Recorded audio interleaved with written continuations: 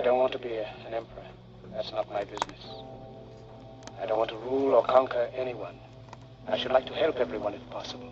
Jew, Gentile, black man, white. We all want to help one another. Human beings are like that.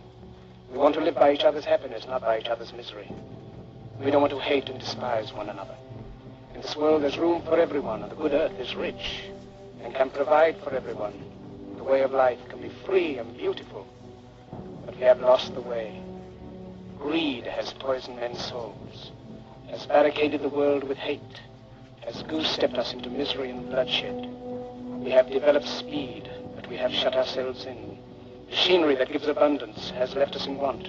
Our knowledge has made us cynical, our cleverness hard and unkind. We think too much and feel too little. More than machinery, we need humanity. More than cleverness, we need kindness and gentleness. Without these qualities, life will be violent, and all will be lost. The aeroplane and the radio have brought us closer together. The very nature of these inventions cries out for the goodness in men, cries out for universal brotherhood, for the unity of us all. Even now, my voice is reaching millions throughout the world. Millions of despairing men, women, and little children. Victims of a system that makes men torture and imprison innocent people. To those who can hear me, I say, do not despair. The misery that is now upon us is but the passing of greed, the bitterness of men who fear the way of human progress. The hate of men will pass, and dictators die, and the power they took from the people will return to the people. And so long as men die, liberty will never perish. Soldiers, don't give yourselves to brutes, men who despise you, enslave you, who regiment your lives, tell you what to do, what to think, or what to feel, who drill you, diet you, treat you like cattle, use you as cannon fodder. Don't give yourselves to these unnatural men, machine men with machine minds and machine hearts. You are not machines, you are not cattle, you are men. You have the love of humanity in your hearts. You don't hate, only the unloved hate, the unloved and the unnatural. Soldiers, don't fight for slavery, fight for liberty.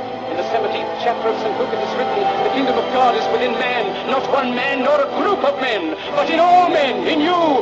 You, the people, have the power to create machines, the power to create happiness. You, the people, have the power to make this life free and beautiful, to make this life a wonderful adventure. Then in the name of democracy, let us use that power. Let us all unite. Let us fight for a new world, a decent world, that will give men a chance to work, that will give youth a future and old age a security. By the promise of these things, brutes have risen to power, but they lie. They do not fulfill that promise.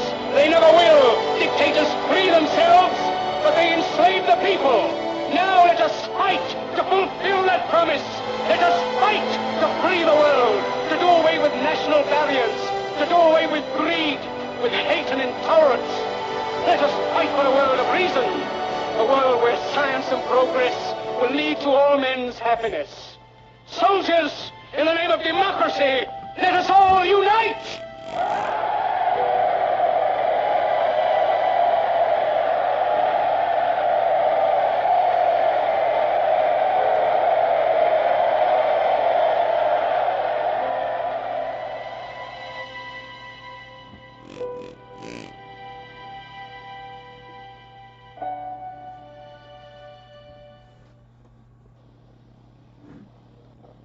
The Fibber, McGee, and Molly Show.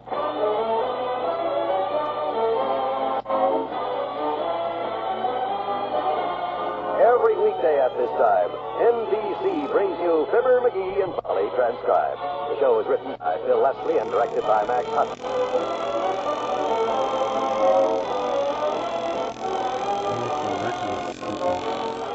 Fibber and Molly will be with you in a minute. When the automobile industry was young, every new car carried a standard set of tools, and every driver expected to get out and get under at any moment. Nowadays, we expect and often get almost perfect performance from our gas buggies. But the need for keeping our cars in tip-top mechanical shape has increased with the years. Today, we travel faster over roads jammed with traffic. In an emergency, good headlights, controls, or brakes can easily mean the difference between life and death. The National Safety Council says, see, steer, and stop safely. Check your car to check accidents. Remember, it's always better to tell it to a mechanic than to a jury. And repair bills are always cheaper before an accident. Know in advance. Don't take a chance. Make those repairs today. It's simple common sense to remember that the better you treat your car, the better it will treat you. And always keep this important fact in mind. Safety in driving isn't the other fellow's responsibility, it's yours. Only you can help eliminate America's shockingly high rate of traffic fatalities.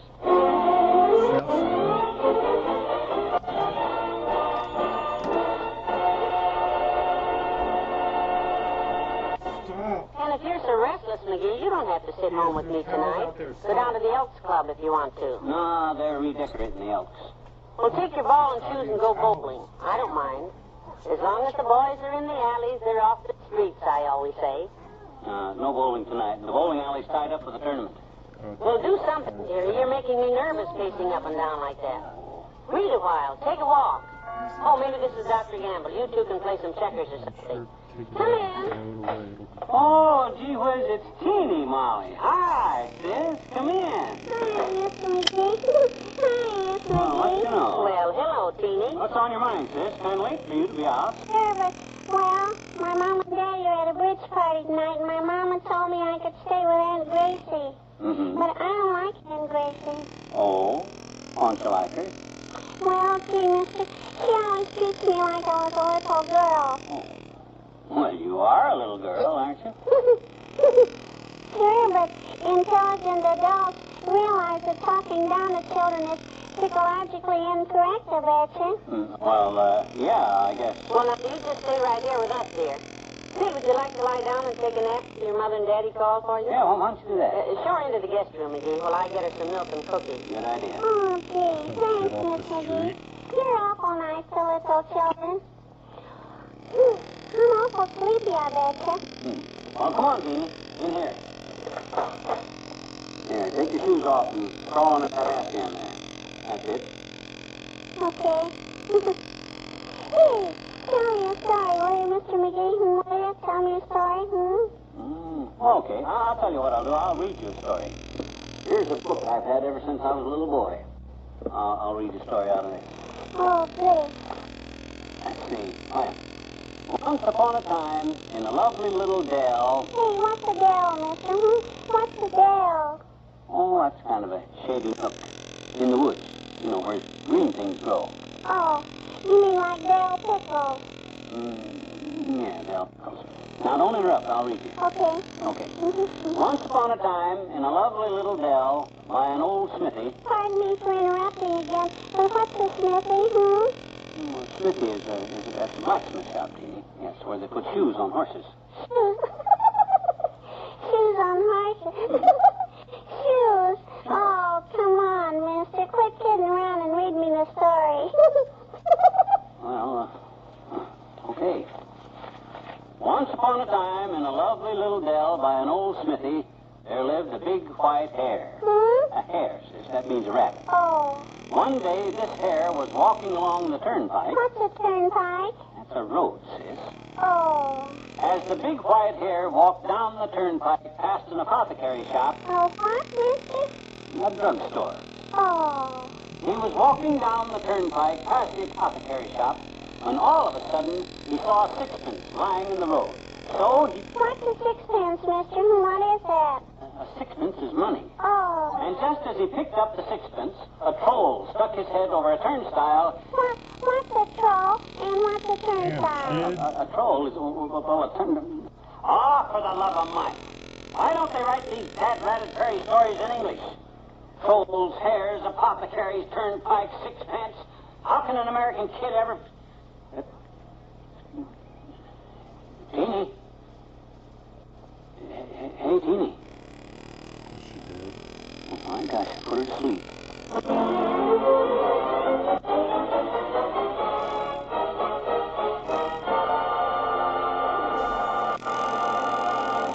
There's more fun with the McGees shortly.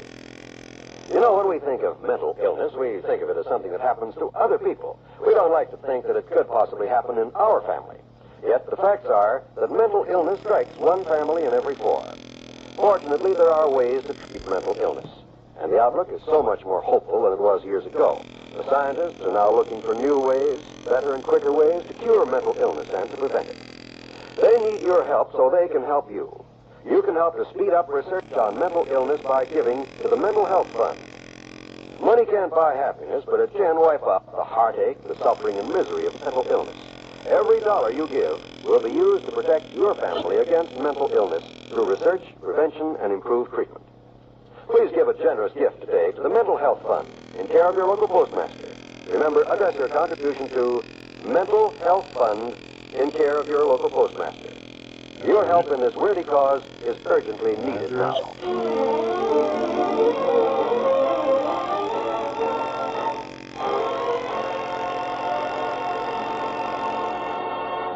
Is she asleep, McGee? Sleeping like a log. You know how I am with kids, kiddo.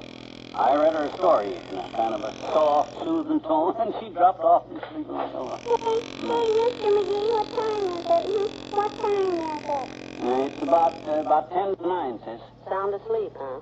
Did we wake you up with our talking, Teeny? No, you didn't wake me up. I'm a very light sleeper, Mr. McGee. Oh, you are, huh? Yes, I only weigh 46 pounds. You go ahead and talk, Mr. McGee. And, Miss McGee, you won't bother me a bit.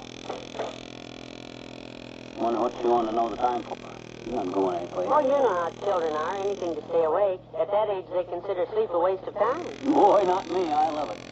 You know how long it took me to get to sleep last night? About 4 hours. Oh, stop it. Huh? Do you know what your first words were this morning? Oh, what'd I say? You said the milkman. I did? Yes, and the last thing you said last night was, did you leave a note for?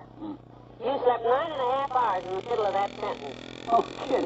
I'd have swore I was counting sheep till daybreak. I thought I went to sleep by sheer willpower. That just goes to show you how... Hey, Mr. McGee, what time is it? Again? It's about 3 minutes to 9, Teeny. Why'd you ask, Teeny? Well, there's a little radio in the guest room here, and I wondered if you'd let me turn it on, Would you let me turn it on, I don't know why not. If it'll help you go to sleep there, go right ahead. Just find some nice, soft music and turn it low. Yeah, that's it. Oh, thank you, Miss McGee. She go to sleep. My gosh, kids don't appreciate them. Oh, company, McGee. Come in. Oh, Dr. Gamble. Come in, Doctor. Thank you, Molly. Hello, beanbag. I second guess her. Made any grave mistakes today? The only grave mistake I ever make is coming to see you, Mudhead.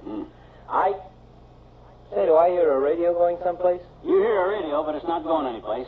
Just sitting on the guest room table. The little girl down the street is spending the evening with us, Doctor, while her parents are out playing cards. Look in on her if you wanna. Might drum up a fast game of patty cake. Butcher's man. No, thank you, my boy. I just stopped for a minute. I've got an operation scheduled for tonight. Oh, an operation tonight, Doctor? Emergency? Oh, not exactly, Molly. I stopped in to tell you about it, as a matter of fact. You see, I'm performing a lobotomy on... A what, Doctor? A lobotomy. Who performed yours? My what? Lobotomy. From where I'm standing, you got the lowest... McGee. Okay, I did it. I was about to say that I am demonstrating a new technique for chest surgery tonight, and they're going to film the operation. No kidding, Doc. That's wonderful, Doctor. Just imagine, McGee, Dr. Gamble in pictures. Well, I Wouldn't it really... be exciting if you won the Anatomy Award? Boy, will he be hard to get along with now, huh? Can't you just see him mugging at the camera? What are they going to call the picture, Doc? Ham Slices Man? No, but seriously, my boy, I wish you'd drop over later on. You can help me if you will. I can. Gee, I'd love to, Doc. Yeah, if the applause is as big as I expect it to be, I'd like to use you for an encore. Good night. So Nice. long. You know, I bet Dr. Gamble would make it. What was that? Sounds like it comes from the guest room. Heavenly days, we better look in. Now, for the last time, Ratface, will you tell us where the Stacy Diamonds is hid? That radio. I ain't talking, Marvin. See? Let him have it, gruesome. For goodness sake. Hey, Kenny. That's a pretty horrible program for a little kid like you. Quiet, it's almost over. Okay, I'll talk. I hit the diamonds in the...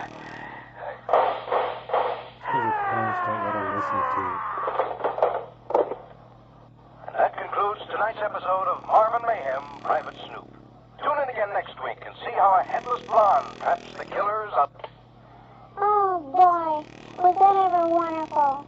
Thanks ever so much, Mr. McGee and Miss McGee. Well, frankly, Teeny, I think that program's a little rough for you. Yeah, that's pretty nasty stuff, Teeny, and I didn't know you were going to... Oh, boy. Was that ever wonderful. Thanks ever so much, Mr. McGee and Miss McGee. I guess I better go home now. Go home? Maybe your folks aren't home yet.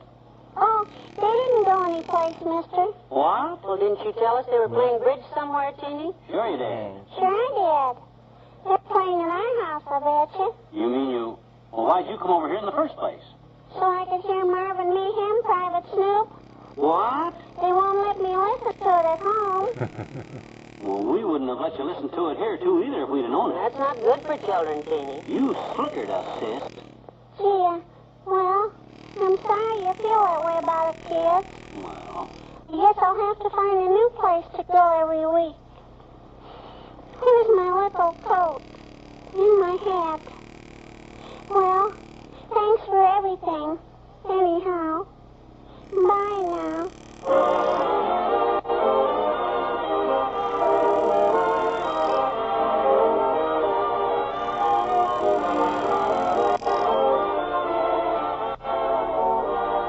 We'll say goodnight to Fibber and Molly in a moment.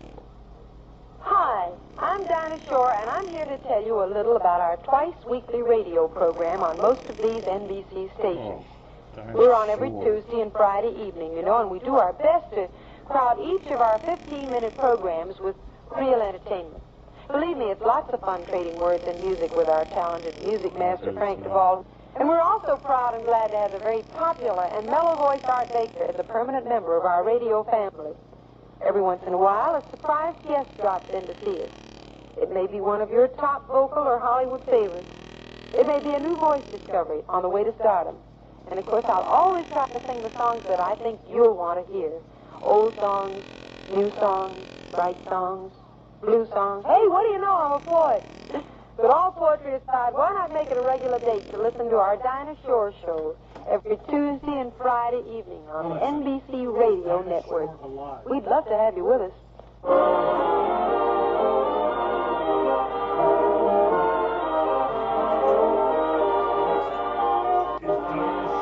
Where's the pencil? You know? You seen a pencil anyplace? There's one in the desk drawer. Why? I want to write myself a note for next Thursday night. Reminder to be sure and listen. To what? Marvin Mayhem, Private Snoop. Sounded like a swell program. I don't want to forget it. You don't want to what? Forget it. My very words, forget it. Huh? Oh, okay. Good night. Good night, doll.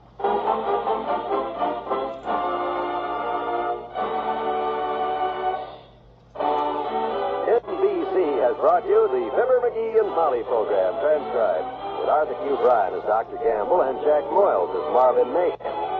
This is John Wald extending an invitation to be with us tomorrow night at the same time as Mr. McGee tries to win a slogan writing contest during our next visit with Fibber, McGee, and Molly.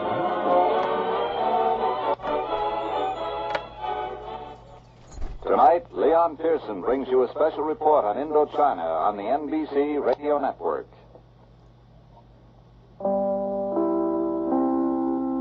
NBC Radio Network.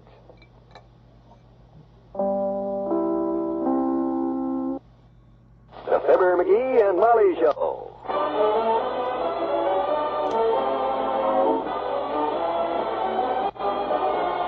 NBC and Plymouth Cars present Fibber, McGee, and Molly, transcribed. The show is written by Phil Leslie and Ralph Goodman and directed by Matt Hutto.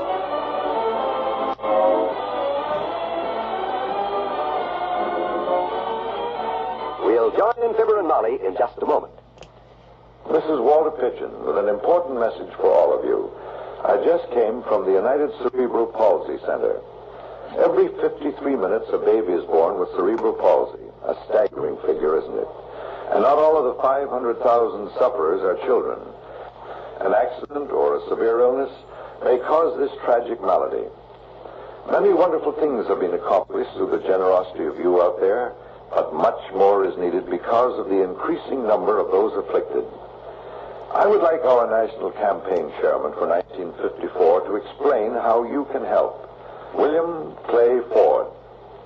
Oh, we're very grateful for the fine work Walter has done, and he's right. We do need help. This you can do by sending your donation to your local UCP affiliate. Protect yourself and your family. Help America's cerebral palsy to a brighter tomorrow.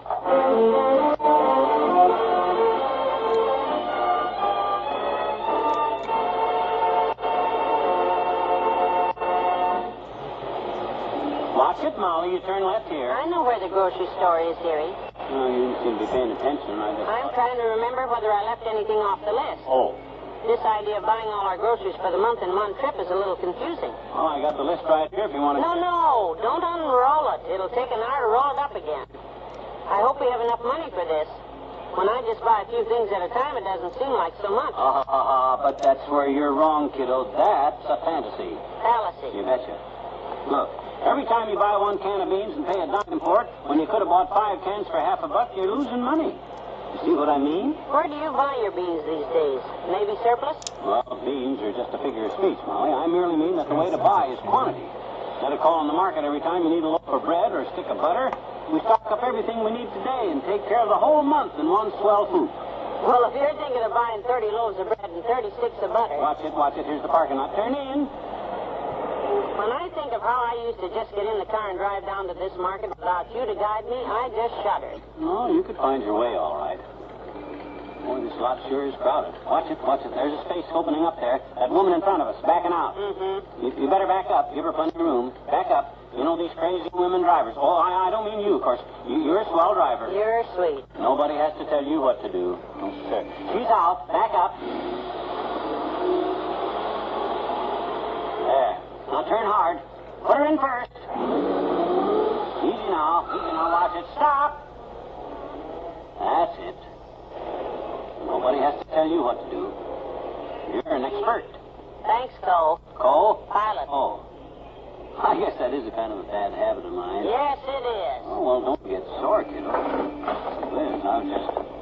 Here, baby, let me hold that door open for you. Watch your step now, Molly. Don't catch your little foot. Well, hello there, kid. Oh, hi, old-timer. Hello, Mr. Oldtimer. Welcome to the Vista Supermarket, kids, and congratulations. Congratulations. I seen Johnny open that car door for you. Must be your anniversary, huh? Oh, no, he... Many happy returns. Thanks. I see you got your grocery truck all loaded up and ready to go. Yep, I'm just waiting for Bessie to get here, kid. Oh? I'm going to give her a little treat today and let her ride on the truck with me. It's her birthday. Well, that's nice. Yeah, that's very thoughtful of you. Where'd you ever meet Bessie anyhow? Rummage sale? Nope. Down at the garage, Johnny. Oh? Took my car down to have the brakes fixed, and Bessie was the mechanic. Mechanic? Yep. When I drove off, she followed me all the way home. My goodness. Love at first sight, was it? Nope. She had her overall bib caught in the brake drum. Yeah. Well, we got to do some grocery shopping, old-timer, so... Grocery shopping? What'd you do? Run out of ketchup again, daughter? Why don't you call me? I'd have brung it. Well, this is more than just ketchup. We didn't want to bother you with it, and besides... Oh, don't matter what it is. That's my job. To deliver your groceries. Service with a smile, that's me. Anything you kids need, anything at all, why, you just phone me and Show him the list. Show him the list. Here's what we're buying.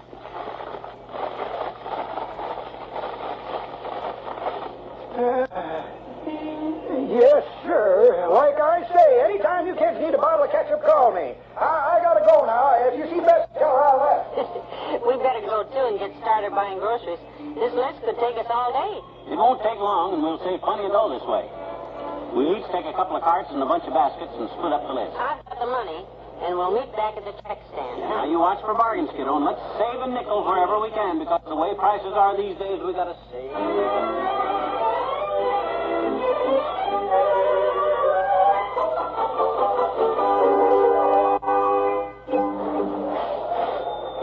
All right, Mrs. McGee, wheel your basket right in here. You're next. I'm waiting for McGee, Mr. Williams. He has the rest of the groceries. The rest? What are you two doing? Opening up a boarding house? No, we're trying to cut a few corners by buying a month's groceries at a time, and I have saved a little here and there. Oh, here comes my husband. McGee, where are the groceries? I haven't got started yet, Molly. Look what I'm working on, kiddo. A contest. What? Look at this folder. A month's free vacation in Hawaii. For both of us. Just for sending in the best slogan for Carver's Coffee. McGee, we've been here an hour. Haven't you bought any of the groceries you were going to? How's this for a slogan, Molly? Carver's Coffee. It's crazy, man. Give me your grocery list. Honestly, sometimes Yeah, you get the rest of the stuff, will you? I'll find us a good slogan. The deadline on this contest is midnight tonight, so I better stick with it. Watch for bargains, kiddo. Save all the money you can. We'll need new clothes for Honolulu, and any way you can economize, we'll...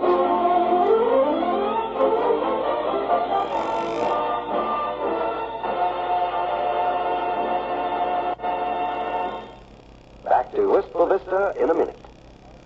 Part by part, only Plymouth dares to compare. Plymouth engineers have taken apart the 1954 Plymouth and current models of the other two best-known cars in the lowest price field. They've compared the three part by part. Frames, interiors, comfort features, the whole car. Get the full story in the big 8-page picture booklet. Yours free at your Plymouth dealer. You'll find the features only Plymouth offers. Take comfort as just one example. Plymouth tops the other two with natural seating comfort, roominess, and luggage space. Get this comparison booklet free at your Plymouth dealer. Learn why Plymouth is America's best buy low-price car. And remember this figure, $1,582. That's the factory retail price of the Plymouth 6-passenger Plaza Club Sedan. That's at factory, Detroit, Michigan. All taxes, transportation, and delivery charges, license and optional equipment are extra. Part by part, only Plymouth dares to compare.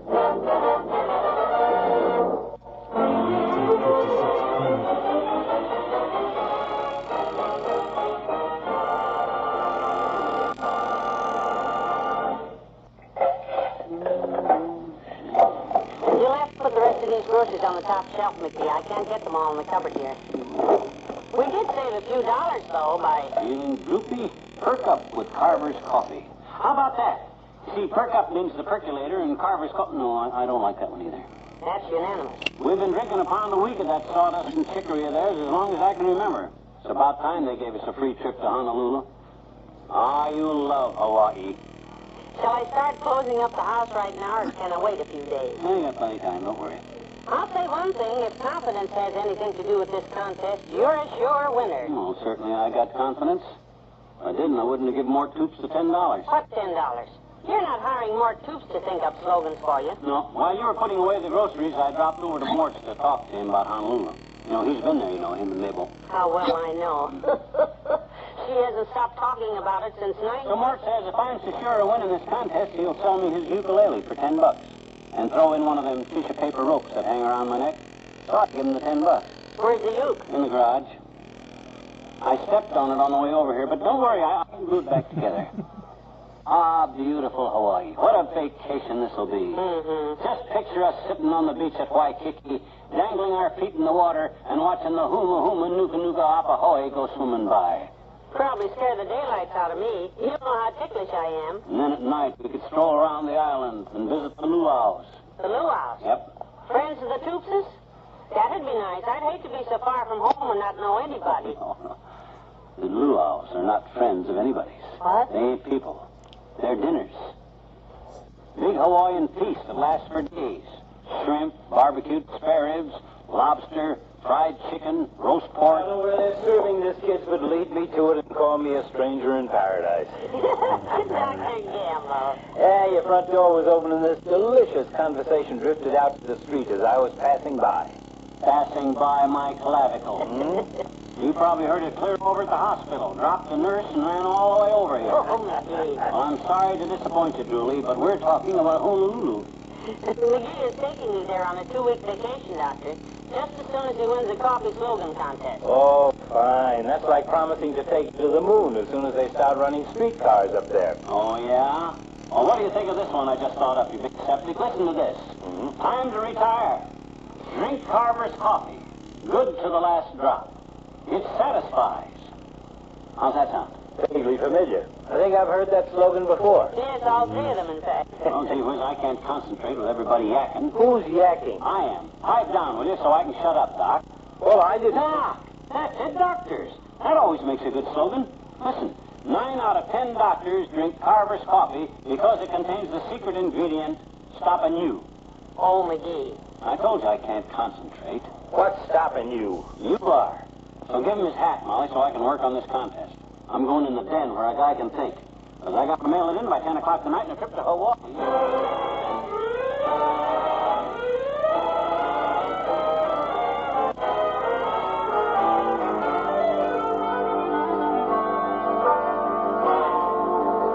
I got it, Molly. I got it. The winning Winning slogan. Boy, oh boy, if this one don't win, I'll sue them guys. This is perfect. Good. You've been locked in that den so long I thought you were asleep.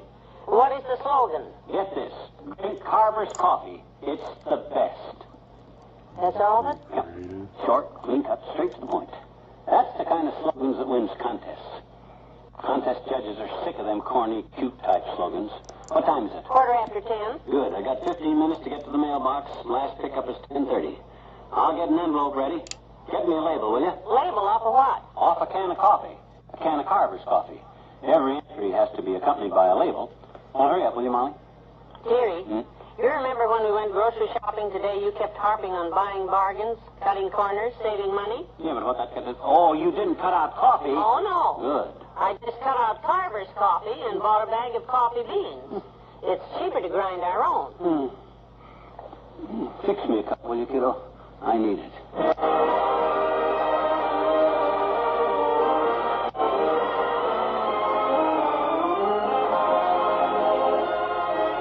Fibber and Molly will be right back. Hello, friends. This is Gordon McCreary speaking to you from the Railroad Hour show train at NBC in Hollywood. The crew is busy preparing for another Monday night journey into the land of music and make-believe. In fact, a whole series of melodic excursions that we sincerely hope you'll all enjoy. Together, we visited with song and story practically every country in the world and quite a few that will never show up on a map. We hope you'll continue to be regular passengers because we think we have some fascinating trips in store for you. In the coming weeks, why, we'll be trekking to the Canadian Rockies to rediscover one of our favorite heroines, the lovely Rose Marie. And during the spring months, we'll premiere some delightful original stories by Lawrence and Lee, set to familiar music from the world's storehouse of melody, new and old. We'll welcome to the show train such favorite guest stars as Mimi Benzel, Nadine Connor, Lucille Norman, and Dorothy Warnshold. So make it a point to be with us on the Railroad Hour every Monday night. The show train will pick you up at this NBC station. Be seeing you.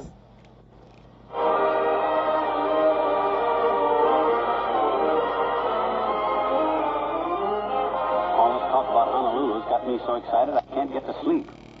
Wonder what it would cost us to pay our own way there and back. About $2,000? No, I'm sleepy. Good night. Good night, doll.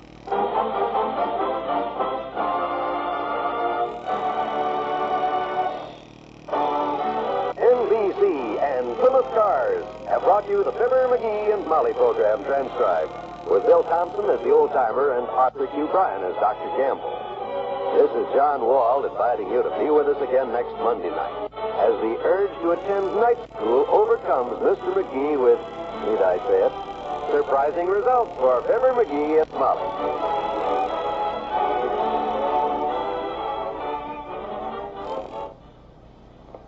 Follow the Senate committee hearing tonight on the NBC Radio Network.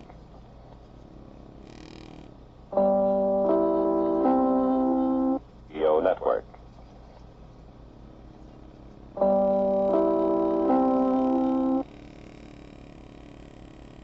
The Fibber, McGee, and Molly Show.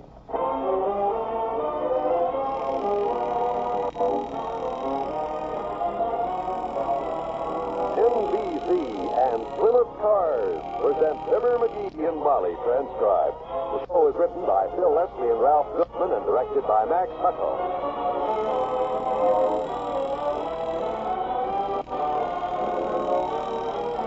We'll join Fibber and Molly in just a moment.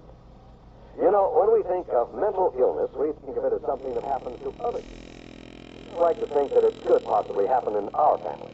Yet the facts are that mental illness strikes one family in every four. Fortunately, there are ways to treat mental illness, and the outlook is so much more hopeful than it was years ago. The scientists are now looking for new ways, better and quicker ways to cure mental illness and to prevent it. They need your help so they can help you. You can help to speed up research on mental illness by giving a gift to the Mental Health Fund. Money can't buy happiness, but it can wipe out the heartache, suffering, and misery of mental illness. Every dollar you give will be used to protect your family against mental illness through research, prevention, and improved treatment. Please give a generous gift today to the Mental Health Fund in care of your local postmaster. Remember, address your contribution to Mental Health Fund in care of your local postmaster. Your help in this worthy cause is urgently needed now.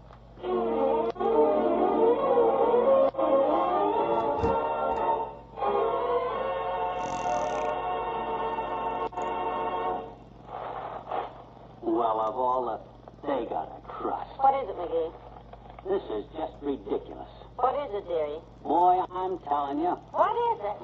Oh, what'd you say, Molly? I said I once heard of a woman who shot her husband one morning while he was reading the paper and saying, well, of all the, this is ridiculous, and boy, I'm telling you. Huh?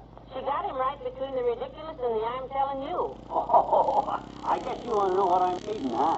Well, I don't usually tilt at a 45-degree angle like this. What happened? The State Department changed policy without consulting you again, or are you mad at the weather forecast? Oh, no. It's our school board.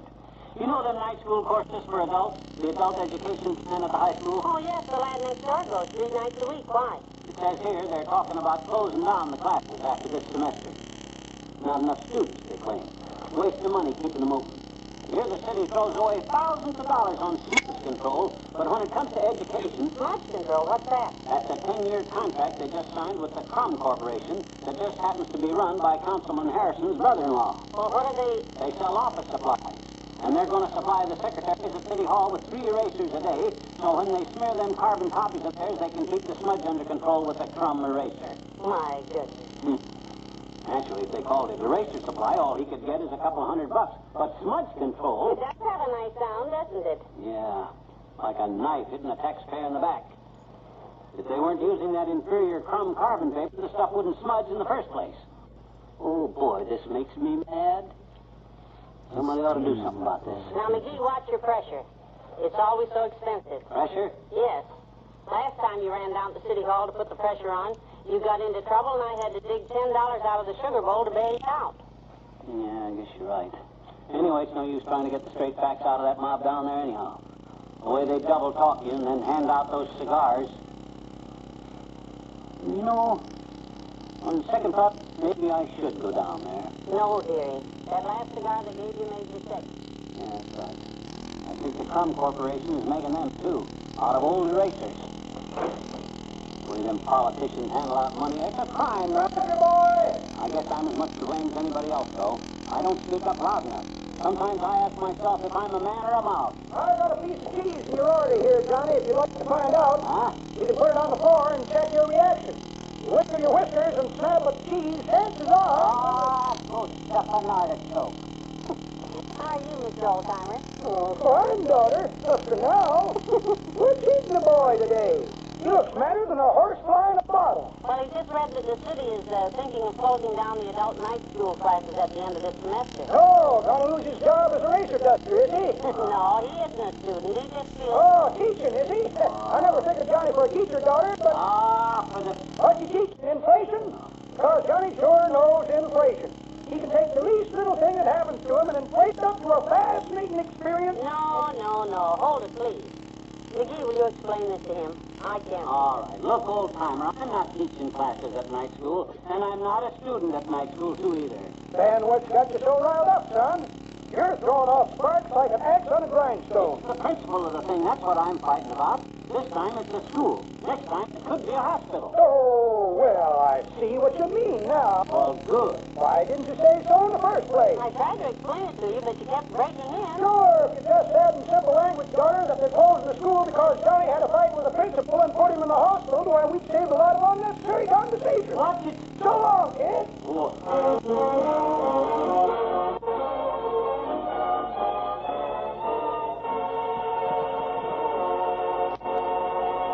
Back to Wistful Vista in a minute. Part by part, only Plymouth dares to compare. Plymouth engineers have taken apart the 1954 Plymouth and current models of the other 2 best-known cars in the lowest price field. They've compared the 3 part by part. Bodies, interiors, the chassis, the whole car. Get the full story in the big 8-page picture booklet. Yours free at your Plymouth dealer. You'll find the features only Plymouth offers. Take the chassis as just one example. Plymouth tops the other 2 in frame construction, body mountings, shock absorbers. Get this comparison booklet free at your Plymouth dealer. Learn why Plymouth is America's best buy low-price car. And remember this figure, $1,582. That's the factory retail price of the Plymouth 6-passenger Plaza Club Sedan. That's at factory, Detroit, Michigan. All taxes, transportation, and delivery charges, license, and optional equipment are extra. Part by part, only Plymouth dares to compare.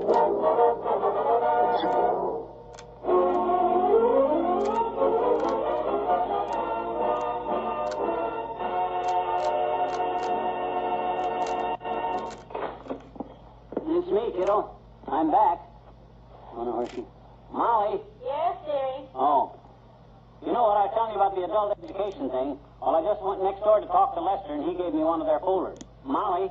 Yes, dearie, I'm listening. Oh. I heard every word you said about that nasty old city hall. You just keep talking. I'll be in as soon as I get this load of laundry out of the washing machine. I don't think she even knows I was gone. Sometimes when I get started on one of these things, I wonder just how much she knows. Here I am, dearie. Now, you continue what you were saying. I'll just sit here at your feet as you talk and sort out the rest of this laundry, okay? Sure. Now, where was I? What was the last thing I said? The last thing you, education is the backbone of America, and it's every citizen's unalienable right to pursue faith, hope, and charity. And if those politicians at the City Hall think they can... Why, that was over an hour ago. Oh? My, time flies, doesn't it? Yeah. Well, you're such a hypnotic speaker, dearie. Once you get your listening audience in your spell... I can leave the house, and they'd never even notice I was gone. Leave the house? That's right. For the last 15 minutes, I've been over next door talking to Les about the adult education classes. He gave me this folder. See? Oh, dear. I was trying to listen, dearie, but, well, the washing machine is so noisy, What's the folder? Let's see the folder. Les, give it to me. I want to look through it and pick out a few courses so I can get started. Maybe tomorrow. Started? Where? The night school, adult education. I've been meaning to brush up a little on my education for a long time now, Molly, but since this may be the last semester, it's my last chance. Well, good for you. I think it's a wonderful idea. Sit down here and let's look over the folder. Good. What do they teach? Practically everything. You read over the courses and I'll pick out what I want to take. What's it say at the top of the page there? It says evening curriculum. I'll skip that one. What's next? Child psychology. No, that's for kids. Just read the adult subjects. Oh. Well, here's one that might interest you. Foreign currency system. Oh, swell. Put a ring around that baby. Foreign currency, huh? I've always been interested in electricity. Well? Well, let me see. There's history, geography, art. Art. That might be one. Put a circle around that. Who teaches that class? It says Miss Howard. Oh, yeah. Yeah, Les was telling me about her. She's really something. Said she's a dead ringer for Marilyn Monroe. Can you imagine a girl like that? Oh, what's she doing? Rubbing the circle out. What's funny? Les pulled that same stunt on his wife. She rubbed the circle out, too. Then you boys just made that up, huh? She doesn't look like Marilyn Monroe. No. Les says she looks more like Vaughn Monroe. Sounds like him, too. I don't want to study art, though, anyhow. What else? Well, there's spelling and typing. A special lecture on relativity. Hey, that might be good to know, relativity. Circle that one. Kind of good to know how to trace back your relatives in case you want to prove a rich uncle side. Hold it a minute. Come in. Oh, hello, Dr. Gamble. Come in. Thank you, Molly. Hello, Wrinklehead. Hi, Slowball. You want to go to night school? Himself is planning to enroll in the adult education classes at the high school. No. Yeah. You want to go with me, baby clapper? You can study medicine. Maybe get to be a real doctor someday. Have your own ship. No, thanks. But you take that adult education and maybe you'll get to be a real adult. But I doubt it. Now, you can't criticize a man for trying to improve his mind, Doctor. Not when there's so much room for improvement, anyhow. What brought on this sudden desire for education at this late date, sonny boy? They put in a free cafeteria at school? Yeah, you didn't put in a free cafeteria. Nothing is free, except, of course, just the education. Oh, that. I just feel one can always better oneself, Doctor. Higher education is the window to the soul, as I have always said. Oh, my. I'm taking a few specialized courses, just brush up, of course. Well, my boy, I apologize for my snide remark. Thank you, Doctor. But I don't think you ought to go to the ordinary classes at the high school. Just anybody can go there, you know. I'm not proud. Where else could he go, Doctor? The college. A professor friend of mine conducts special classes 3 times a week on the college campus. Great stuff. Yeah? The course is geared perfectly to minds like yours, McGee. Oh? Here, I got a card right here. Professor Barnes.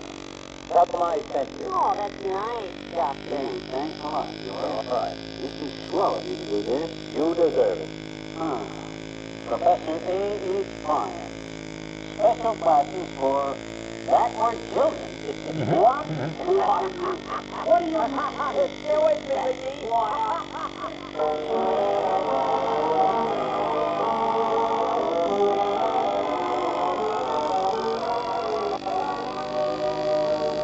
and Molly will be right back. Hello there, I'm Jake Stewart, your MC on It Pays to Be Married on NBC every weekday afternoon. On It Pays to Be Married, I interview real-life people like yourselves who tell us the stories of the problems in their married lives and how they solve them. Once in a while, we interview show business couples from Hollywood. Just a few weeks ago, we had a wonderful visit with Phil Harris and Alice Faye, who told us the problems of both husband and wife being in show business. Just a while back, Danny Thomas told a wonderful story of how his wife stood behind him during the early struggles in show business. A couple from Amarillo, Texas, told how through a misunderstanding, they separated and were almost divorced.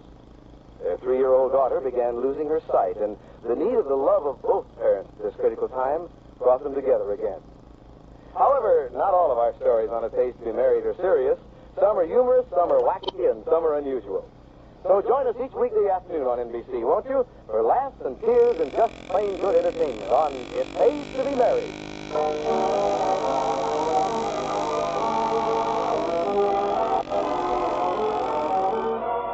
Hey, Molly, did you see this story here in the June issue of Radio TV Mirror? It's just fascinating. In Radio TV Mirror? Hmm? Well, I'm not just sure which story you mean, dearie. Which one is it? It's a wonderful yarn about 2 sweet, lovable, simple people from Peoria, and by a strange coincidence, the title of the story is entitled Just Molly and Me.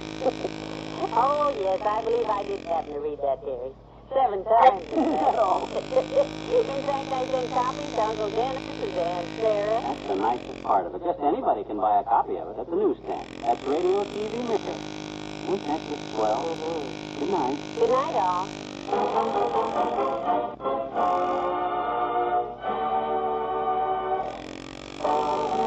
NBC and Plymouth Cars have brought you the Fibber, McGee, and Polly program transcribed, with Bill Thompson as the old-timer and Arthur Q. Bryan as Dr. Gamble. This is John Wald, reminding you that you won't want to miss Mr. McGee's experiences at school tomorrow night on Fibber, McGee, and Polly.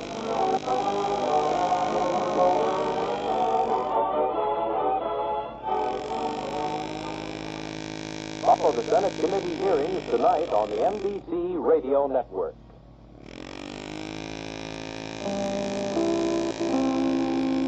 Radio Network.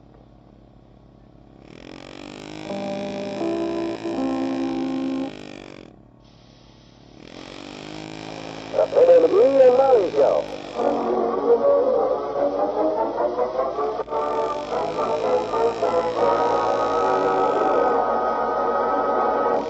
There's a new type of school bus operating in Wisconsin right now, and a new type of driver operating it. The driver is Mrs. Molly McGee. And here she is approaching the school with her students. There's the school. Now don't you kids jump out till I stop the car. Okay. There are your books in your pencil box. You boys didn't forget anything, did you? Not me, Molly. I got everything. Including the apple you give me for the teacher. How about you, Lester? You got everything? Thank you, Miss McGee. Yeah, I sure do appreciate you driving me to class tonight. I used to have to take the bus. I'm glad you got by, Les. This is my first night at night school, and I'm kind of nervous. I haven't been to high school in over 20 years. You were quite a problem to your teacher, Mr. Good class. Well, gee whiz, it wasn't because I didn't try to be a good student, Molly. I wanted to learn. It was that Clobberhead Jones that sat right behind me. He always was... Oh, him again. Yeah. Every time something happened to you, you always blamed Clobberhead Jones. Who was this Clobberhead Jones, Miss McGee? Tell him on the way in, McGee. It's almost 7, and if you don't register pretty quick, you'll miss your first class. Yeah. Gee, that's my science class, too. That's the main thing I'm taking, science. Always been my favorite subject. Well, come on, Miss McGee. Let's go. I'll see where you register at. Okay. Pick up at 9:30, Molly. I will, dearie. Right here. Goodbye. Goodbye. Bye, Miss McGee. Boy, I can't wait to get started on that science class. There's nothing I like better than taking a batch of bituminous powder over a Bunsen burner. But testing the temperature of a test tube skin. Hey, this way, Mr. McGee. That's the girl's Jill. Huh? Oh, thanks, Les. I'm just kind of sad about my first day at night school. I never could learn anything when I was a kid on account of because of that Clobberhead Jones. Oh, yeah. Yeah. Well, what did he do? Well, like in science class, he sat behind me, you see. And every time we get to an interesting experiment... What's that? A big wet spitball. Right in the back of the neck. Oh, gee, that's that can sure take your mind off of your schoolwork. He had a dread in him, and every time the teacher's back was turned, what? I don't know how many times I said to that guy, okay, Clobberhead, you shot your last spitball. Meet me outside after school. Meet me outside, huh? Was he a good fighter? I don't know. I never stuck around. Clobberhead was 6'3", and I was 3'6", so I figured the best thing to do. Gee, that is the bill for my psychology class. I gotta go. I tell you now, the registration room is right down the hall there. They'll be awful glad to see you. They're anxious to sign up new students. Yeah, I read about it in the paper. Well, thanks, Les. I'll see you later.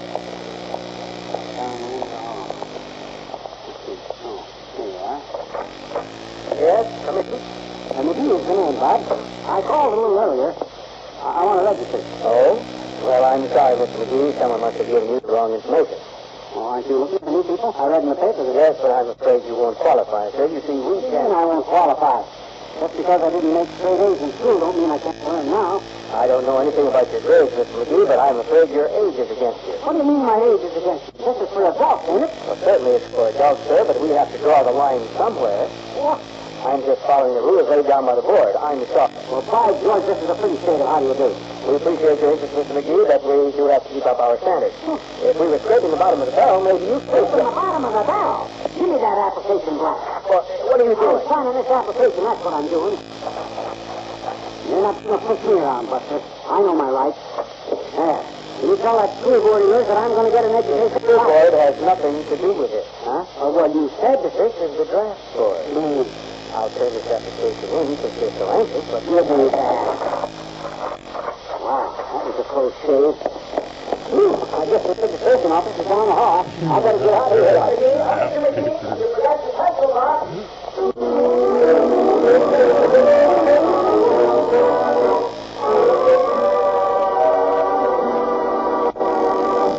But, sir, I've already told you 3 times. Would you say it just once more?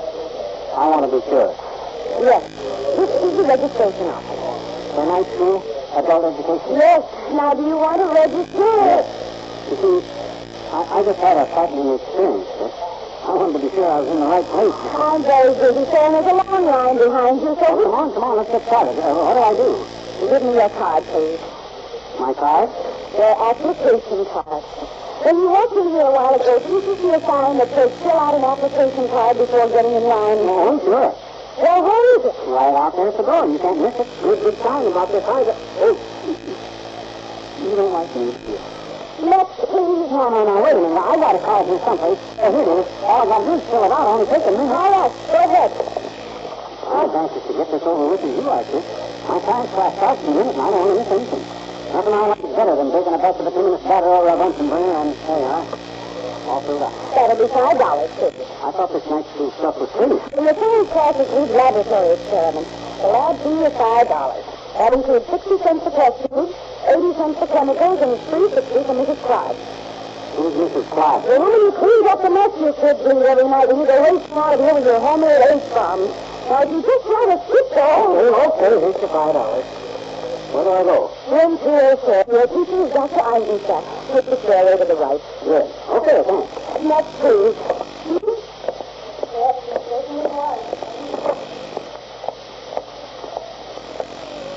Room 204, eh? See the stairway here. Oh, that's science class. Nothing I like better than testing the temperature. Hey, Johnny! Hello there, boy! Hi, old timer. What are you doing in night school? I was going to ask you that. Well, I'm going to read a class, huh? Yeah, I signed up to study science. Hey, what are you interested? You said it, boy. I can't wait. Want to get started thinking up about the bathroom and the battle of the Bunsen burner and dark Eisenstadt class, huh? Yeah, how'd you know? Oh, it's right behind your nose, Johnny. Oh. Here. It's that pencil box, son. Again? That's your second time. Yes, Johnny. I gotta get back downstairs and sign up for my knitting class. Knitting? Why, that's for women, old timer. You find nothing in that knitting class but just a bunch of women and girls. Women? Come on, Johnny. Knitting? Glad I'm devoting my life to the worthwhile cause of science. William McGee, now it's time. Hadn't been for Copperhead Jones and football days, I might have already been a great scientist.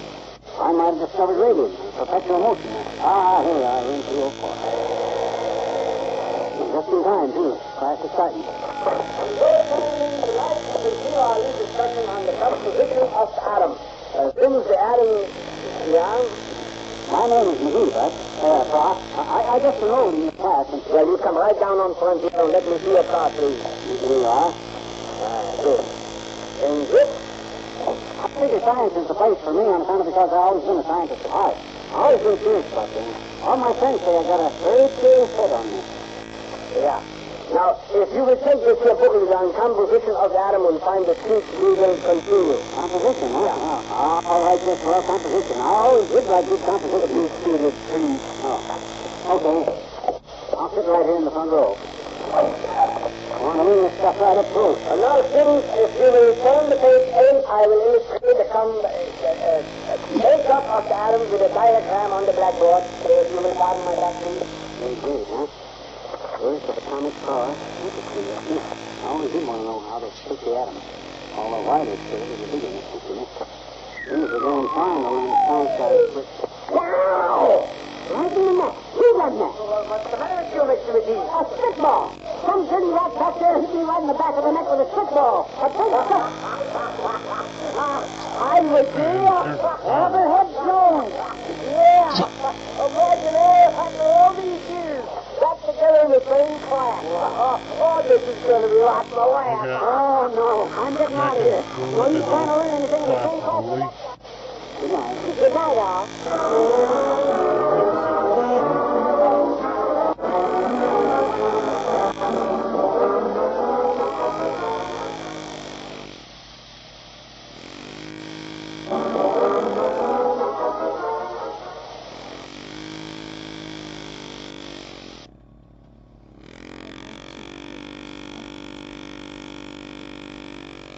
The Fibber McGee and Molly Show.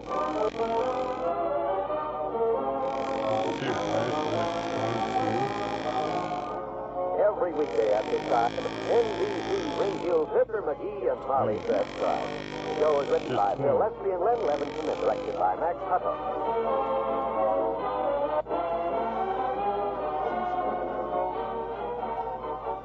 Fibber and Molly will be with you in a minute.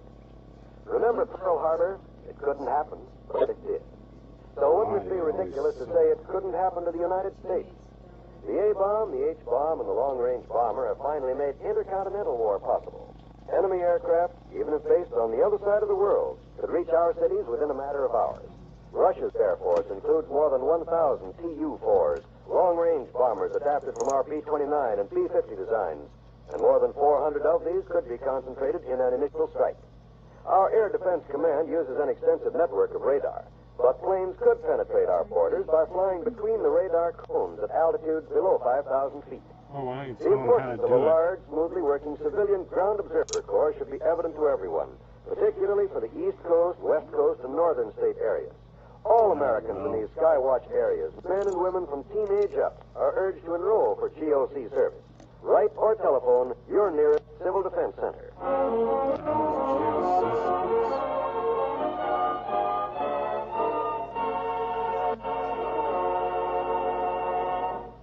Yesterday, a big dog fell in love with Mr. McGee.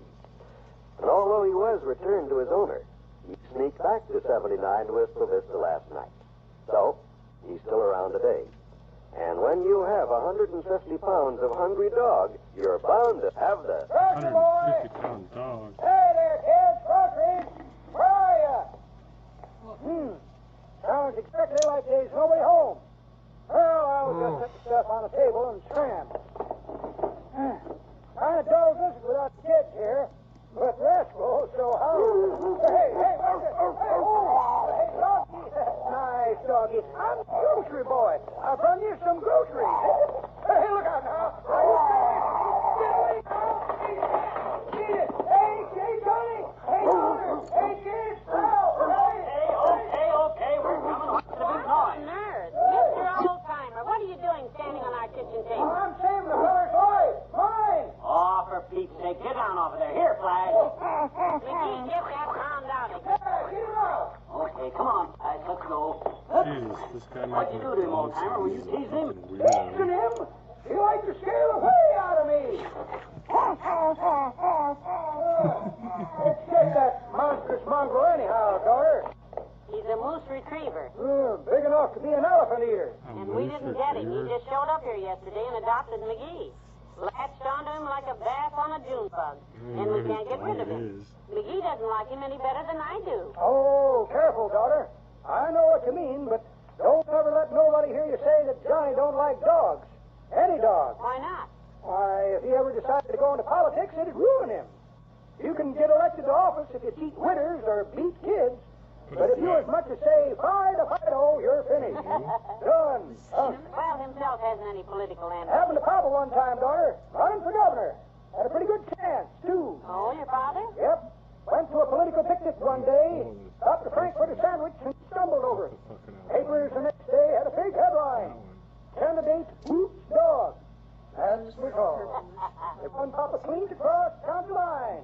Hell, I better run too. So long, daughter. So long, Johnny. Bye. I sure hope that guy Corner comes after this darn dog pretty quick. So do I. Where is he now? Who, Corner? He said on the phone he'd be here an hour ago. No, I mean the dog. Wandering around outside. I'm getting sick and tired looking after him. I wish you'd leave him. Corner, you coming, Molly? Indeed I am. I hope he ties that 2-ton terrier up tight when he gets him home because... Hello, Mr. Corner. Well, hello, folks. Where's that dog of mine? I'm glad you came, Corner. He's around here someplace. Hey, Flash. Hey, Flash, where are you? Come on, Flash. Come on, Flash, boy. He was here a minute ago, around and back. Here, Flash. Here, boy. You say the dog's been here all night? Yes, and he was here 5 minutes ago. I can't understand it. If you ask me, he smells you coming and he's hiding. That's it, Molly. That dog's plenty smart. And why would he hide if he smelled me? Well, it stands to reason he wouldn't be running back here all the time if he didn't prefer me to you. Now, just a second. I resent that. Of course you do, but it's the truth. I resent that, too. You're full of resentment, ain't you, Bud? And I don't blame you. If I owned a big, valuable animal which preferred the companionship of a strong, silent man... You strong? Ha! Silent? Double ha! Look, McGee, I got my suspicions that you lured Flash away... What was that? What was what? When I said Flash. You hear him? Flash! That's him, all right. Flash, where are you, boy? Hey, I'll bet I know where he is. Yeah, he's under there, all right. Under the house? Sure, I can see his eyes shining in the dark. Well, get him out of there. Get him out of there yourself. He's your dog. I can't crawl under there. Besides, I got business to tend to at my store. I might get stuck under there. That would be okay. We got stuck on that robot coffee pot we got at your store. That alleged reward. Yeah, what do you want us to do? Jack up the house so you can get your dog out? This is your problem, Buster. All right. Okay. We'll see about this. You probably put him under there so I couldn't get him, but I'll take care of you two. You'll see. You haven't heard the last of this, McGee. Flash! Come on, Flash!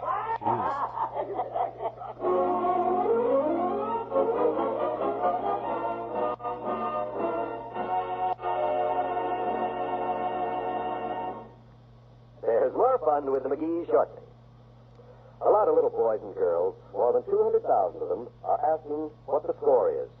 They aren't asking for the score of a baseball or a basketball game either. They're asking what the possibility is of their being able to walk again. These kids have cerebral palsy. Through United Cerebral Palsy, medical specialists, physical therapists, occupational therapists, speech therapists, teachers, nurses, and psychologists have all joined to help cerebral palsy children walk, talk, and play. This program needs your dollars, pennies, nickels, and dimes to continue. Without you, this program would never have started. It won't cost you much to support this worthy cause, and you'll have the rich satisfaction of knowing you helped an unfortunate child. Send what you can, and as much as you can, to your local United Cerebral Palsy affiliate. Tell the Cerebral Palsy children of America that the real score is that we're solidly behind them. Don't wait. Send your contribution today to your local Cerebral Palsy affiliate or in care of the local postmaster.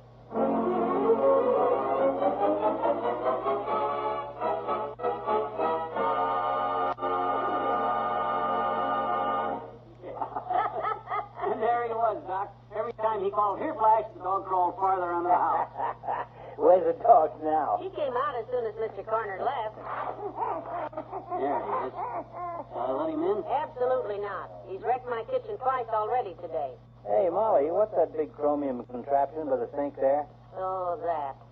That's part of the dog business, too, Doctor. That's a robot coffee pot that does everything in the world except make decent coffee. What's it got to do with that Baskerville hound outside? This was our reward. reward for bringing him back the first time. Yeah. Or rather, more than our reward. You see, Mr. Corner offered us $25. In trade. So we picked this fine-looking, swell-sounding, no-good gadget. What's wrong with it? I'll show you, Doc. Wait till I hook up the cord from the toaster. First thing wrong was they didn't give us any cordless of that rather thing. There. Now just press this button. What's it doing? Roasting the green coffee bean. All this is quite a gimmick, if it was any good. Now I turn it to the kind of grind I want. Now the rest is automatical. Holy smoke, this is something. That's the hot water measuring itself into the pot. See? Starts perking in no time. By Jove, this is quite a deal. You'll see. Here, hold this cup under the spigot. Thanks, I can hardly wait. Don't expect too much, Doc. The demonstration pot in the store gave off swell coffee, but this one tasted like... Oh, that's terrible. It looked like it was going to be so delicious. It's just like old tires. Well, I never tasted an old tire myself, but you doctors... Hey, I'd like to look inside that pot, may I? Sure. Help me set it on the table, McGee. Okay. Looks like it ought to work okay. Yeah. I don't know what's this? Here at the bottom. The coffee ground. Now, this thing underneath. Here, let me take it out. Drop it in the sink, Doctor. What on earth is it? I think I know. Yes? Oh, McGee. It's the electric cord that comes through the coffee pot. What? Coiled up inside. You've been cooking it. No wonder the coffee tasted like rubber. Oh, dear. Now what'll we do? Make Corner give us a new one, naturally. Percolating that electric cord's just about ruined the inside of that pot, you know. Oh, let the poor animal in. Oh, he's probably hungry again. He eats every hour on the hour. Okay, you baby. He just worships McGee. Probably thinks he's a relative. You know, dogs have a talent that way. There he is, officer, the both of them. What you mean? The one with the guilty look on his face is McGee, and the one licking his face is my dog Flag.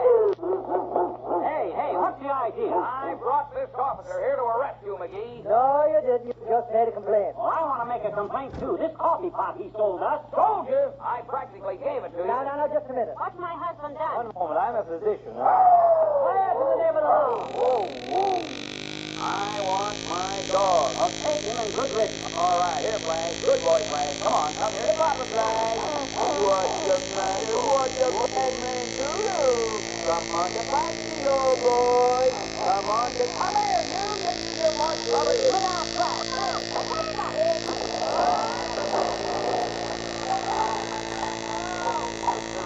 Oh, my goodness. The coffee machine is ruined.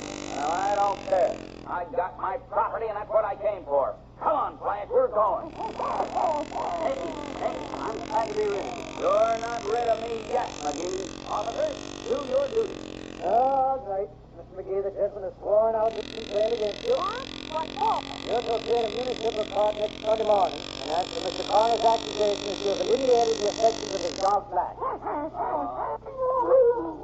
Go ahead and try it this much. You're not half as miserable as I am.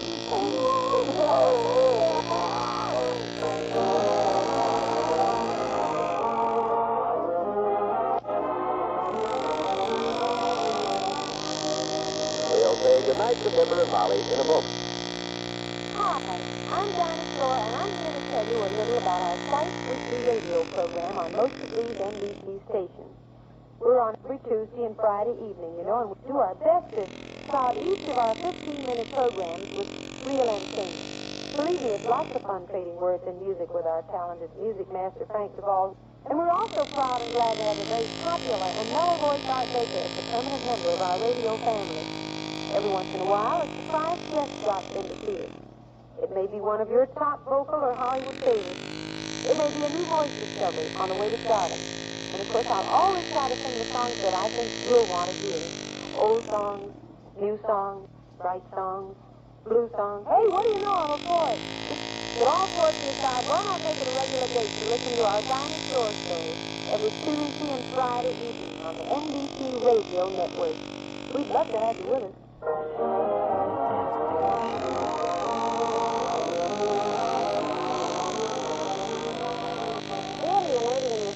a dog, if that isn't the silliest lawsuit. It's not the silly lawsuit that got me upset.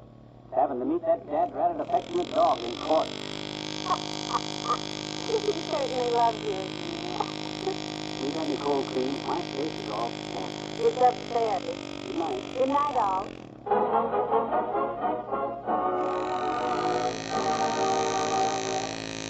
NBC has brought you another thrilling episode in the lives of Fibber McGee and Molly transcribed. With Bill Thompson as the old-timer, Arthur Q. Bryan as Dr. Gamble, Herb Figren as Mrs. Corner, Dick Ryan as Sergeant O'Hara, and Fiddle Colvin as Flash. This is John Wald, urging you to listen in again tomorrow night as Mr. McGee prepares for his trial. You can gain valuable information in case you are ever accused of alienating the affections of some dog.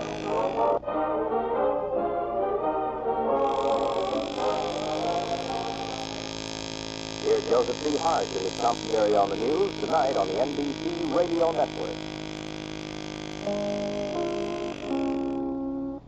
The NBC Radio Network.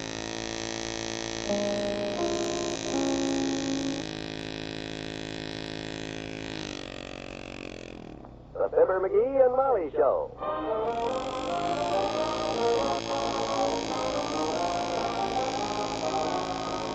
NBC and Plymouth Cars present Fibber McGee and Molly transcribed. The show is written by Phil Leslie and Len Lefferson and directed by Matt Tuttle.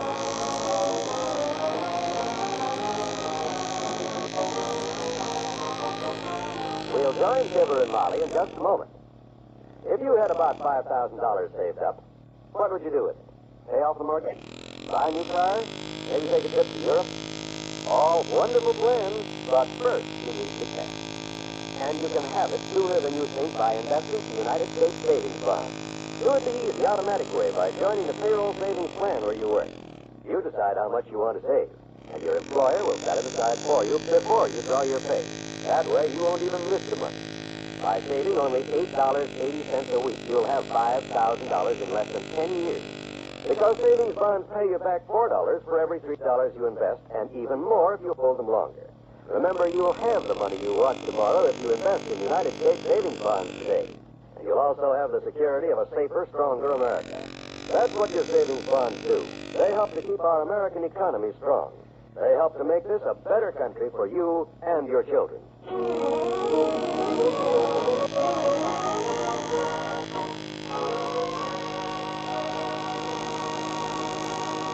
Mr. McGee of 79 Wistful Vista is in legal difficulty. He's been summoned to appear in municipal court on Monday to answer a charge of alienating the affections of a dog. Here he is now, trying to get some advice on the phone. Well, then the dog followed me home the second time, Counselor, and the owner had to drag him out of here, and now he's suing me for... What's that, huh? Oh. Okay, bye. He wouldn't take it either, huh? He didn't. This whole thing is just ridiculous, McGee. Alienating the affections of a dog, if that isn't the silliest thing. Right, and I just made up my mind on one thing. I'm going to call no more lawyers. I'm going to be my own lawyer on this case. That's what I say. It gets sillier by the minute. Gee whiz, I'm no dunce when it comes to law, you know. I've been in court before. Yes, too often. I'll show that guy Corner that he's not fooling with any amateur. He ain't got a leg to stand on, and I'm just the guy that can kick it out from under him, too. Come in. Gentlemen of the jury, I'll say... Who are you going to say that to? Hi, Molly. Hello, Dr. Gamble. I'm going to say it to the jury. Who else? You won't have a jury on a case like this. Okay, so I'll say it to the judge. You're going to say gentlemen of the jury to the judge? Won't that sound kind of silly? No sillier than the rest of this crazy case, Molly. How could this thing happen anyhow, McGee? How could a perfectly strange dog just walk up to you and fall in love with you at first sight? Oh, I don't know. Ask Molly. She done the same thing in 1918. Come to think of it, I did at that, Doctor. Why? Well, he was gentle and obedient. Oh. He was always at my heel. Oh, sure. And he used to run fetch sticks for me after school with candy apples on them. No.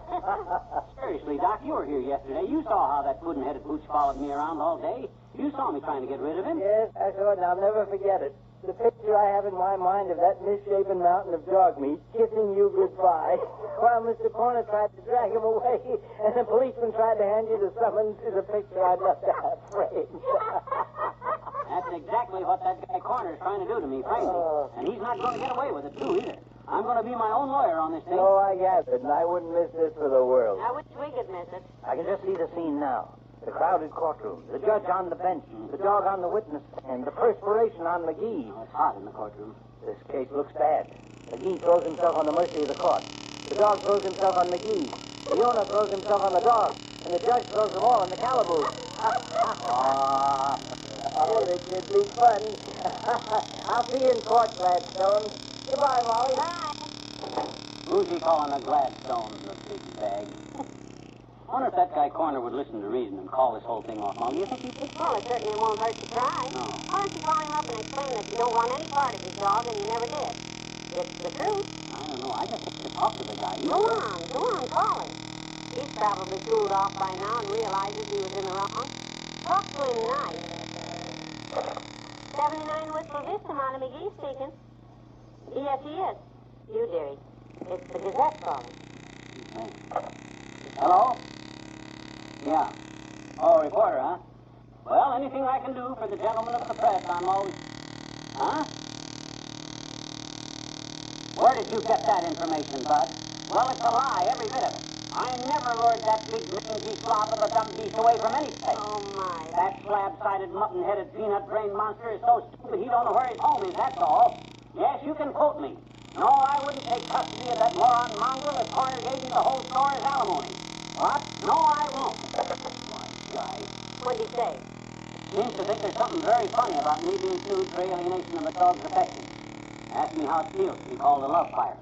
Wanted me to come down and have a picture took. You refused? I'll say I refused. I'm not going to pose with no 150 pounds of dog in my lap. Doggone it, there must be something I can do.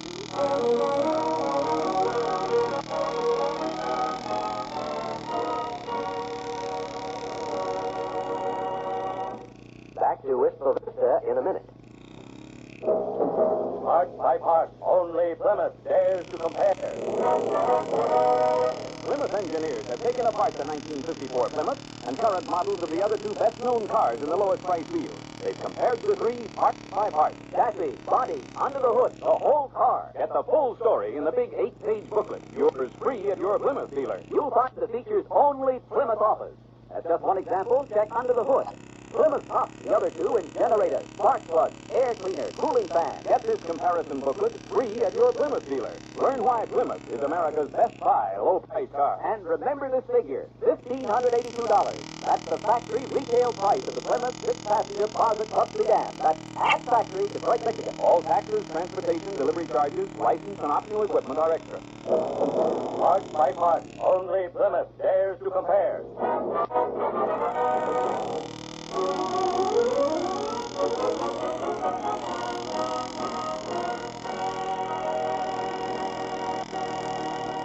When you hear this, Molly, Wimp here, our good friend Wallace Wimple, he knows Spud Sutton personally. Oh, don't you get it, kiddo? Spud Sutton is a cousin of Albie Ross. Albie's wife, Bobby, she is Horace Collier. You still don't get it, huh?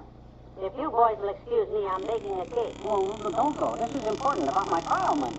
So is the cake. It's got a file in each layer. Yeah, but Horace Collier has the parking lot next to Corner's appliance store, and Wimp is going to talk to Bud Sutton, who'll contact Albie Ross, who'll go see Mr. Collier, and ask him to tell Corner to call off this whole mess. Why don't you just telephone Corner yourself?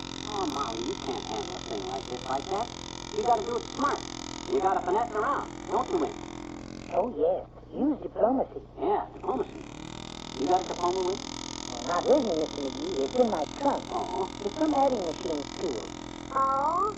You graduated from an adding machine school, huh? With honors, Mrs. McGee. Wow. My diploma says right across the top in gold letters, Wallace Wimple, Ph.D. Ph.D. Boy. Yes. I always kept forgetting what to do after I put the numbers in the adding machine. So the principal put a Ph.D. on my diploma to remind me. Full handle down. Oh. Well, come on, Wimp. We better get the show on the road, boy. Yes. I'll run right downtown and see Spud Sutton. Don't go away. I'll phone you.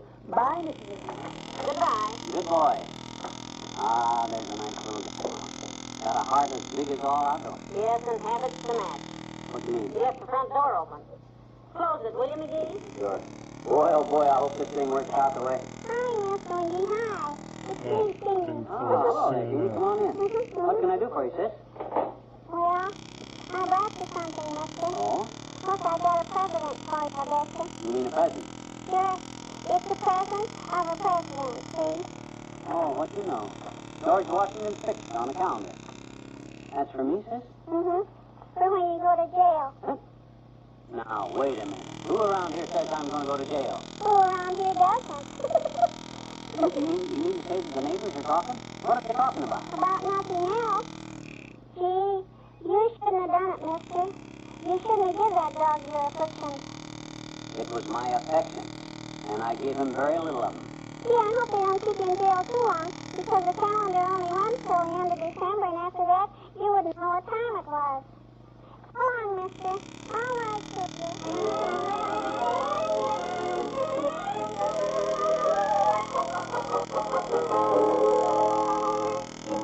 Hey, Molly, did Ruth call yet? Did he call? Did the phone ring? Not yet, McGee. Say, I wonder if I should run downtown and buy a new hat for the trial. I know you want me to look nice for the judge, because that might help. You just relax, Dixie. There ain't going to be any trial. I hope you're right. Look, all it takes on legal trouble like this is connections, that's all. And I'm a guy with connections. Mr. Wimple, you mean? You betcha. All Wimple has to do is merely convince Bud Sutton that Albie Ross should get Horace Collier to talk that guy Corner out of persecuting me and call the whole thing off. Doggone that doggone dog anyhow. If he hadn't come into my life, that must be Wimp now. Here's where my connections pay off. Hello? Hello? Who is it? Is that you, Wimp? Yes, Mr. McGee. It's him, Molly. Did you get to Bud Sutton okay, Wimp? Yes, Mr. McGee. He talked to Albie Ross? Yes, Mr. McGee. Ross talked to Horace Collier? Yes, Mr. McGee. Collier talked to that guy Corner yet? Yes, Mr. McGee. Swell, Wimp, swell. What did Corner say? No, Mr. McGee. What? No? You mean he won't call off the case? Oh, dear. Why not? Well, it's that interview you gave the Gazette. The paper came out, and Mr. Connor read it, and he's simply livid. He says he was ready to call it all off till he read that article. Yeah, but he didn't mind what you said about him, but when you abused and insulted his dog, oh, he's fighting mad. I'm sorry I tried. Well, thanks, boy. One of your connections come unscrewed, dearie? Yeah. You better buy that new hat after all. I'm going to need all the help I can get.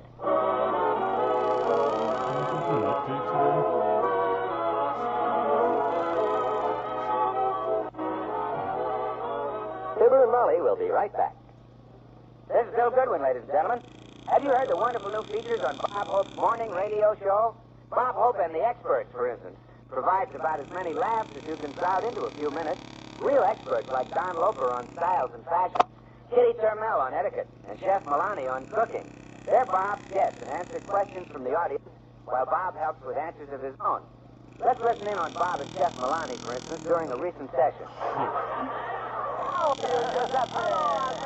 Hey, Giuseppe. I got a massage from you from Luigi. A massage in my pocket. See, he speaks a better English than I do. You know, when he was 3 years old, he could speak a better English than I speak now. I'm 47 years old. Well, that's the kind of fun you're missing if you don't try to listen to Bob Hope every morning on this NBC station. See your local paper for the time.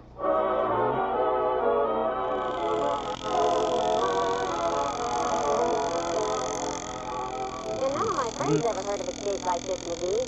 Alienating a dog. All I could find out was Mabel Toops' cleaning woman says her uncle was once charged with embezzling a horse.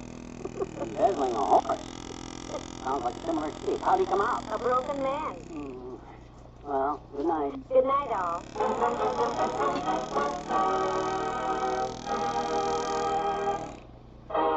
NBC and Plymouth Cars have brought you the Fibber, McGee, and Molly program transcribed with Bill Thompson as Mr. Wimple and Arthur Q. Bryan as Dr. Kemp.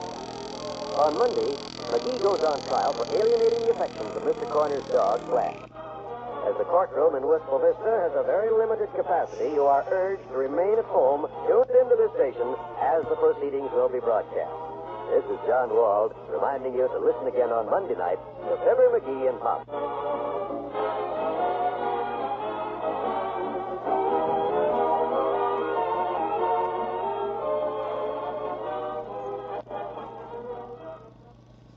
Follow the Senate committee hearing tonight on the NBC Radio Network. NBC Radio Network.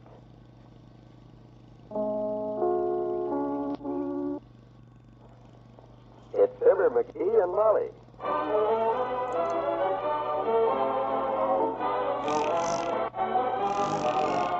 Every weekday at this time, NBC brings you Fibber McGee and Molly transcribed. The show is written by Phil Leslie and Len Levinson and directed by Max Hutto.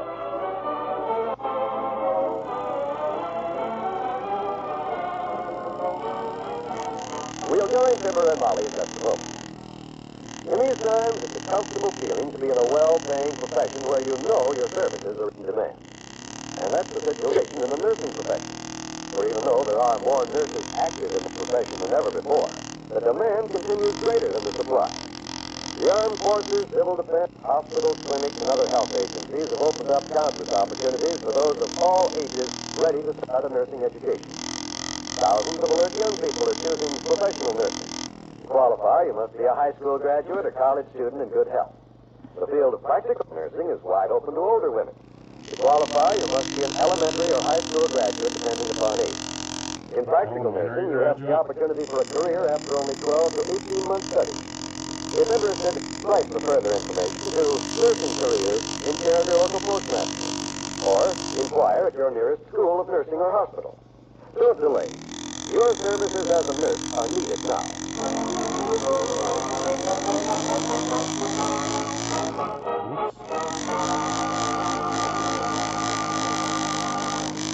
In West Vista Municipal Court this morning, Fibber McGee goes on trial on a charge of alienating the affections of a dog named Flash away from his master, Mr. Cornick. He's sitting out in the corridor outside Judge Deerscott's courtroom. How do I look at it? My thing's okay. My straight right? My tight straight? Now, take it easy, Dave. Talk a minute. You're loose. You're too strung up. Don't say that. How do I look? Sharp as a tack. I wish that guy Corner wouldn't press this Boston.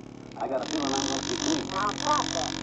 Where is my feisty fighting husband? The one who takes on the whole world with one hand behind his back. Yeah, you're right. I'm okay now, kid. Come on, let's go in. Hey,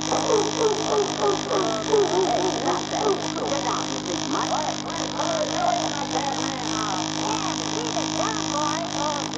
Doing on me, you big brute. I just had this suit clean and packed. What are you doing to my dog, McGee? What am I doing? I'm getting my coat doing. You picked him on me.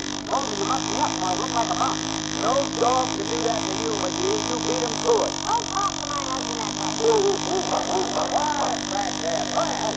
Order in the court. See what it means to bring it up here without the court being able to hear a word of testimony. What's the trouble back there? My coat is getting ruined. Less noise, please. People lose whole suits in here without all that fuss. Now, let's get on to this issue. Get a load of my coat. Couple of dogs first.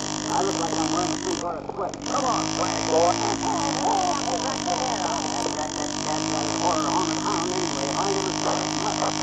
All right, next day.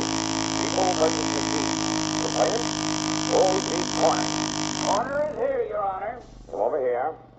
McGee present? Here, you judge, kid. Come forward. Stand inside the railing. Come on, Molly. You keep right. All right. Court, please. Now, McGee, you're accused of,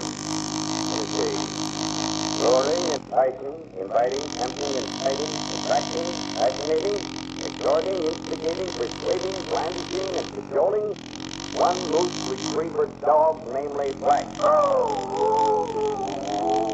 McGee, stop sniveling. That was the dog. Oh. Well, how do you plead? Guilty or not guilty? What do you mean, guilty or not guilty? Ain't that what we're here to find out? My gosh, if I'm going to tell you whether I'm guilty or not, what do you tell in the court? And what was your job if I didn't have to come here to court? Hey! Tell me, are you witnesses? Yes. Are any of us innocent? Did you do anything to make this dog love you and hate his master? No, Your Honor, I did not. That's all I wanted to know. Now we can... McGee, where are you going? Oh, you said that's all you wanted to know. Come back here. Trial is just beginning. Okay. Now sit down while I hear the other side of the story first. Warner, Take this hand, please. Thank you, Your Honor. I'll be happy to. Now, do you swear to tell the truth, nothing but the truth to help you? I do. I object. McGee, what do you object to? He had his fingers crossed when he said I do. I did not. He did so, Judge. It doesn't matter even if he had his legs crossed or his eyes crossed. If he doesn't tell the truth, he'll go to jail just the same. You hear that, Bud? So just watch your step. McGee, when I need your help, I'll ask for it. Anytime, Judge, anytime. Let's proceed with the case. Coroner, I want to hear your side of it. In your own words. Well, Your Honor, this man McGee stole the affections of my dog with malice aforethought, in chicanery and deceit. That's a lie, Judge. I don't even know this malice aforethought at the cannery. Make him prove it, Judge. Call her for a witness. This is a bum rat. Order! Quiet! Sergeant O'Hara, get some order here.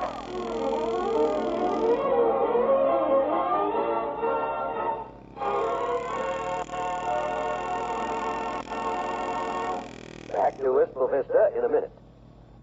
Any of you folks take stock in that old expression that no news is good news? I don't think there are many people who do. No news is definitely not good news, especially for anyone who's ever been away from home. There are a few people who haven't been suddenly called away from home and loved ones at one time or another. And those people know from experience that there's nothing quite as important during those days of separation as mail.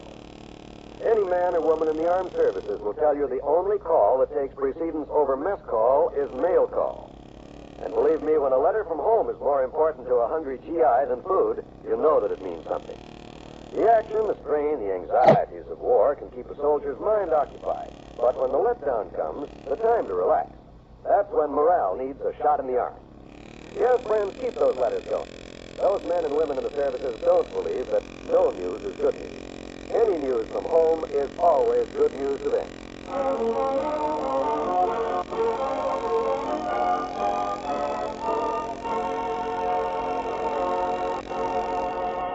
Oh, no, Judge, Your Honor. The accused made no move whatsoever to retain the complainant's job, either by word of mouth, flick of eye, or twitch of lip.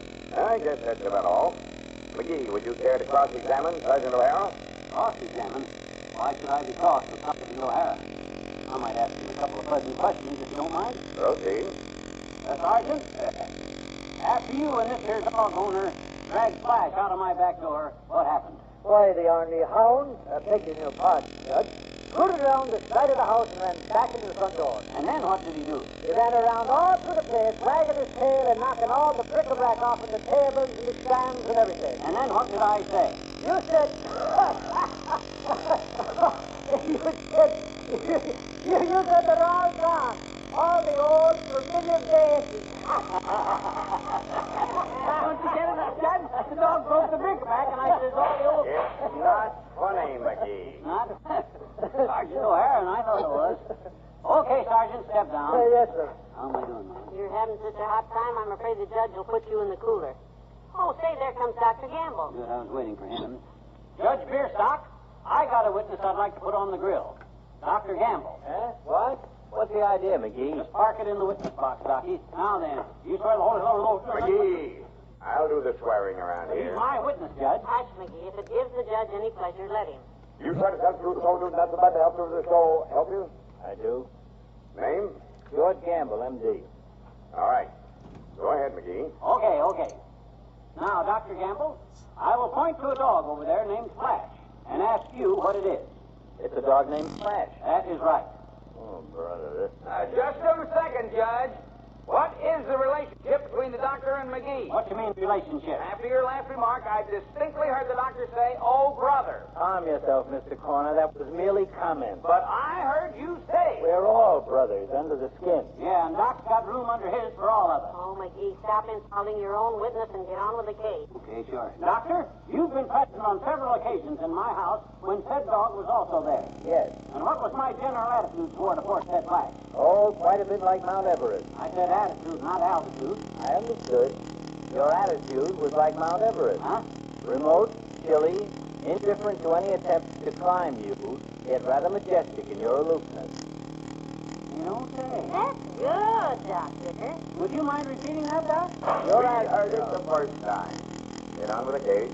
Your Honor, how can there be a case against me after the stirring testimony you have just heard from the good doctor? And so, my friends, with my innocence firmly proven, with a reasonable doubt, in summing up the case, I leave you with these two words, the plaintiff rests. Here. Wait a minute. I'm the plaintiff. Okay, we'll both rest. I'm not tired. Just a minute, both of you. Order in the court. Give me back my gavel, McGee. I go now. Go right ahead, Doc. Now, wait a minute. You keep still. Who's running things around here? McGee. Am I? Well, then, quiet in the court. Quiet in the court. McGee, please give me back my gavel. I object. Sit down, everybody. Now then, the evidence presented, I've been able to arrive at a decision. The dog in question is unquestionably attached to the defendant McGee. Testimony has been submitted that said McGee is responsible for said attachment. Despite contrary testimony, this has not been disproved to my satisfaction. Therefore, I will find for the complainant, but impose upon said defendant McGee a suspended sentence. Suspended? Oh, no. You can't hang him. No. Take it easy, Mom. You got it wrong. Suspended sentence means I didn't do it, and what's more, I must never do it again. Don't it, Judge? It means there's enough doubt to set you free. Now, I want you to leave this courtroom right now and never again do anything to entice Mr. Corner's dog away from him. Who's that, too? Come on, Molly. Let's get out of here. I'm coming. No, Flash. No, you stay here. No, doggy. No, sit down. Fucking leash on the dog. Go back, Flash. Go back, McGee. Hold that dog. Get out of here, McGee. If I ever hear of you trying to lure Flash away from his master, I'll officer help those people with that dog. Hold him. Don't let him get away. Come on, Molly. Before that dog sends me to the penitentiary.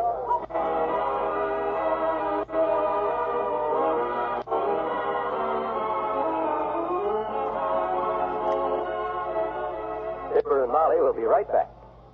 Hello, folks. This is Throckmorton P. Gildersleeve. You may not realize it, but you have the key to my house. And all you have to do to get in on Wednesday nights is turn your radio dial to NBC. You'll meet my little family.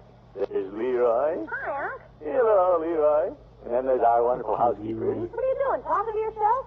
No, my boy, I'm talking to millions of people. Oh, good. Can I say something to him? Well, I suppose so. Ladies and gentlemen, I have the kindest, most generous uncle in the whole world. Well, thank you. And just to prove it, he will not cross my palm with a quarter. Leroy. I'm going. That boy. Let's hear it, please. Yes, Bertie. Bertie's our housekeeper. One of your girlfriends is on the phone. Oh? Who is it? Sounds like a blonde. I'll be right there. And, folks, on Wednesday nights, you'll meet Mr. Peavy.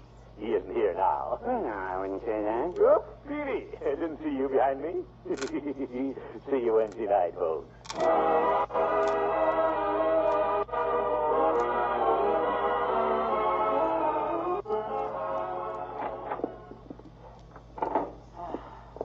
Thank goodness that's all over. Yes. It's nice to be home again. I'm just going to take my coat and shoes off and relax until... Uh-oh, what's this in my pocket? Oh, my gosh, Molly, am I in trouble? Look, Seems like I've seen that little wooden hammer somewhere before. it's Judge Bierstock's gavel. Stole the gavel. How did that get in my pocket? I must have put it in there unconsciously. What do you have in mind, dearie? Cracking walnuts or going into business as a judge yourself? I'd rather, Molly, this isn't funny. If that judge finds out, well, all I can say is good night. Me too. Good night, all.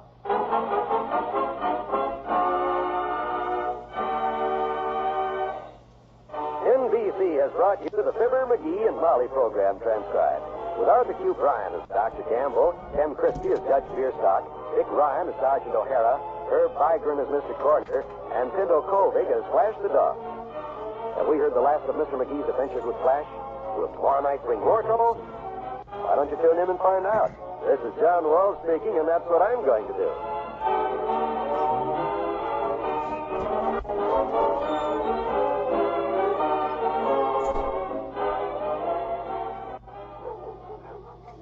Follow the Senate committee hearings tonight on the NBC Radio Network.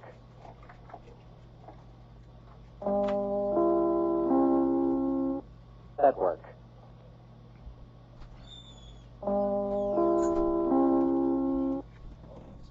It's Fibber, McGee, and Molly.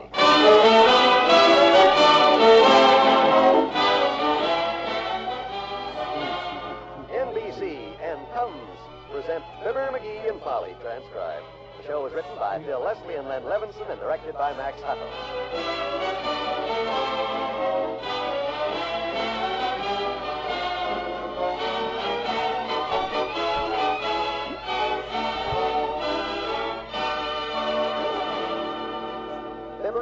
will be with you in a minute.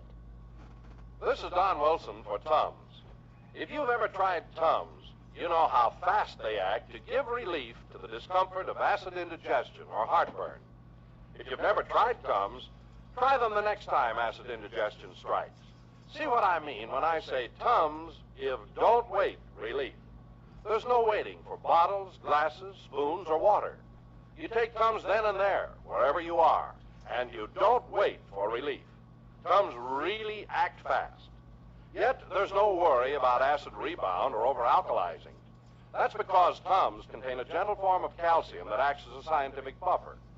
Tums stop working automatically the instant excess stomach acid is neutralized. So do as millions do. Always carry economical Tums in pocket or purse. 10 cents a roll.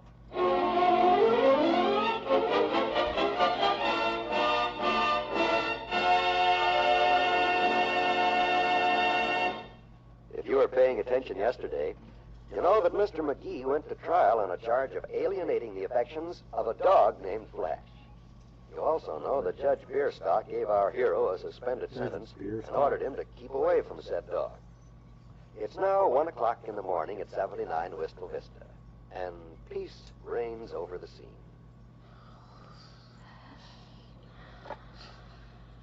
Oh, shit. What the fucking dog again? Hmm?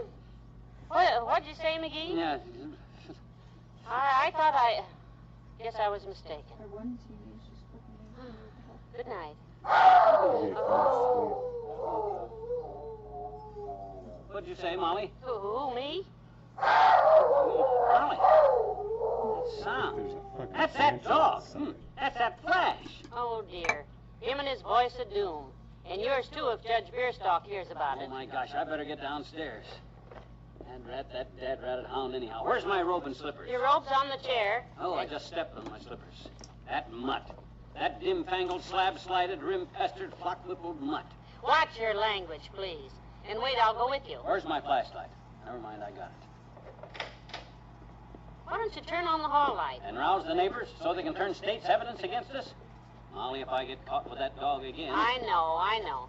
Wonder what time it is. Thanks, I thought it was later than that. Say, I haven't heard the dim-fingled slap-sided, or the dog since we started downstairs. I hope nothing's happened to him that they can pin on us.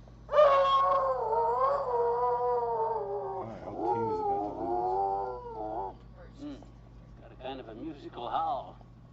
He's out back. Come on through the kitchen. Oh, what a mess. Be careful, I'm with you. Take it easy. Here, Flash. Here, Flash, old boy. Here, boy. Get down. Down, boy. Shh. Molly, get me a towel, will you? Stop that. Want me to get flung in jail the rest of my life? McGee, put that flashlight out. Do you want to rouse the neighbors so they can turn state's evidence against us? My flashlight isn't on it, sir. Who's that? Oh, is that you, Mr. McGee? Howdy, Miss McGee. Oh, hello, Les. Oh, that's your flashlight. Yeah, I thought I heard somebody singing the Indian Love Call, and when I came out to investigate, why, it seemed to be coming out of your yard. Les, just shut your eyes, turn around, go back home, get into bed, and forget you ever saw anything. Will you, please? Why, Mr. McGee, isn't this here that big moose dog that's been pestering you? The one the judge gave you that suspended sentence over yesterday? I don't know what you're talking about. Quiet, Flash. Nothing but your imagination, Les. That's something you ought to have less, Les. Less imagination. Now, how about being a good fellow and getting out of here? Mr. McGee, don't you think you better get into some clothes and take this dog back to his own yard and tie him up again before that Mr. Corner finds out he's gone and calls the police? Oh, of course. Why didn't we think of that? Yeah, that's what we better do. If that guy Corner... Looky here, he's chewed his rope clear through. I tell you, look, if you want to go get dressed, I'll just stay here and kind of hold on to him till you're ready. Well, you're a pal, Les. You hang on to him now. Keep him quiet. I'll get dressed, too. I won't let you go over by yourself, McGee. Okay, we'll be right back, Les. And remember, not a word about this to a soul, or you'll find yourself living next door to the wife of a jailbird. Don't say that, McGee. Come on, hurry. You just hold him there, Les. Quiet, Les. I'm coming back. Here's one of my slippers as a deposit.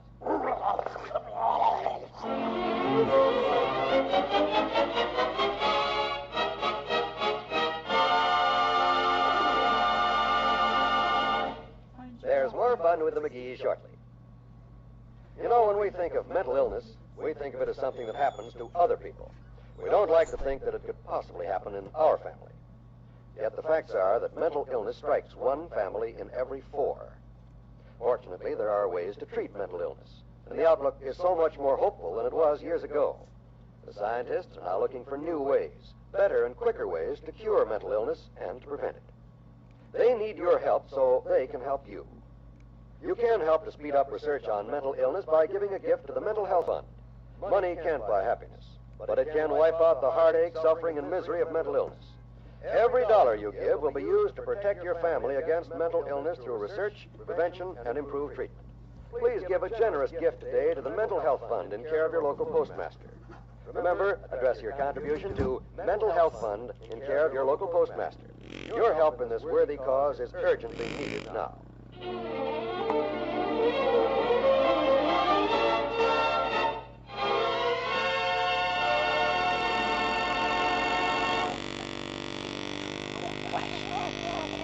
on, Doug. This is your own yard. Get into your nice house, Flash. Go on, get in before I haul off and give you one of the slaps. Come on, Flash. Get in that doghouse. See, I found it up in his home. Here, let's get him tied up and scoot out of here before his owner hears us. Okay, but the big... All right, come on. What's in the act this time? Let me see. Yep, cutting the dog's rope so you can steal him again, huh? Oh, brother, you got us all wrong. Yeah, we were just bringing him back, Mr. Corner. Likely story. I got you just where I want you, McGee. The cops are on their way, and this time you won't wiggle out of it. You're going to jail for a good long stretch, you dog stealer. Quiet! You little sawed-off yesterday, you dog napper. Now you look... I got a good notion not to wait for the police. I think I'll take the law into my own hands and let you have it. Hey, stop! Help! Let go! Get off! Hold him down. Call off my dog, will you, McGee? He's pressing me flat. If I do, will you listen to reason? Who's there? The police. Here they are, Sergeant. All right. Now what's going on? Sergeant, arrest those people. Get off of me. Well, if it isn't Mr. and Mrs. McGee, the alienation people. Did you see, officer? Watch them, Sergeant. They may be armed. I sneaked up on them a few minutes ago, and they'd cut my dog's rope, and we're trying to steal him again. Oh? We were not. We were tying him up. Ha! Sergeant, you remember the judge saying if they ever tried to grab my dog again, he was going to put McGee in jail from here to eternity? That I do. This is all a mistake, I tell you. We were woke up about an hour ago by this dad-ratted hound howling at our back door. He'd shoot his rope in two and come over to our house. Ha! Arrest him. Hey, wait a minute. We got a witness. Of course we have. Lester Nelson. Our next-door neighbor. Flash woke him up, too. He'll tell you. He'll back me up. All right, we'll all go over and ask him. Fogarty, you take the dog. Come on, Mr. Corner. And you two, Us, officer? just watch your step, the both of you. Oh, they told him not to say anything.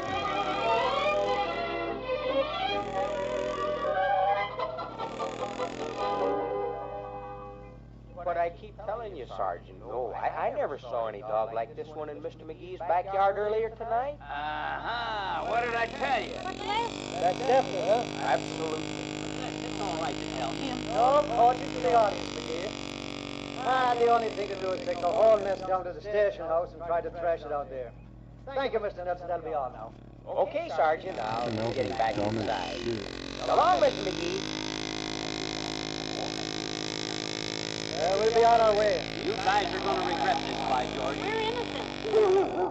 I'm telling him, Flash, and I'm telling you, Sergeant. Now, don't start with the proof rolls, McGee. Trouble up your pompadour. Send a sentence about to become unsuspected.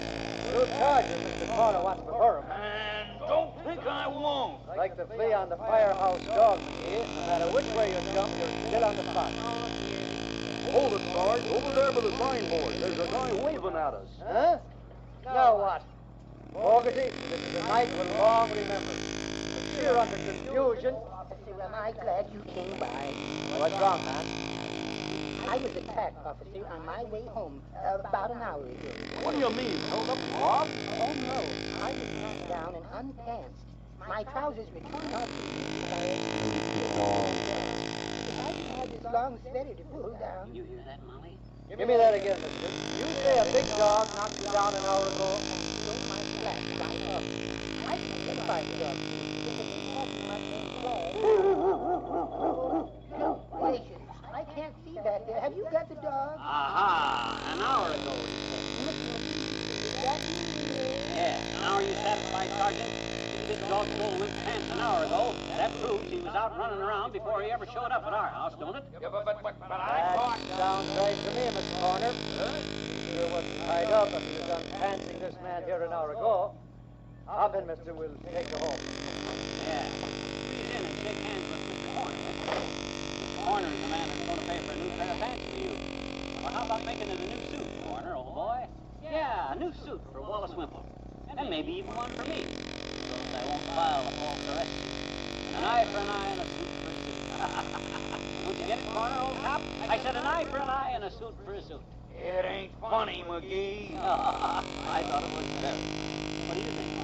Very funny. Oh, Sergeant O'Hara.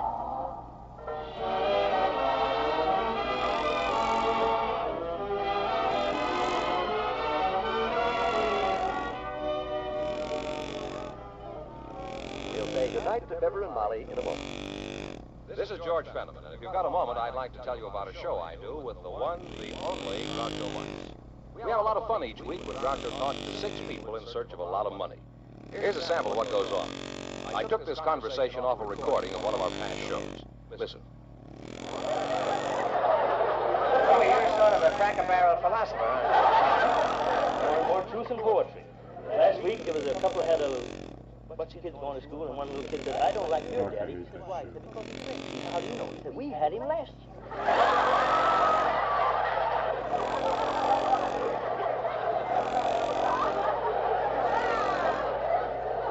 Who knows who'll get him next year? Your guess is good as mine. Well, that'll give you an idea of Groucho and his contestants on You Bet Your Life every week. If you haven't heard the show lately, tune us in. We're on NBC, of course. I think you'll enjoy it.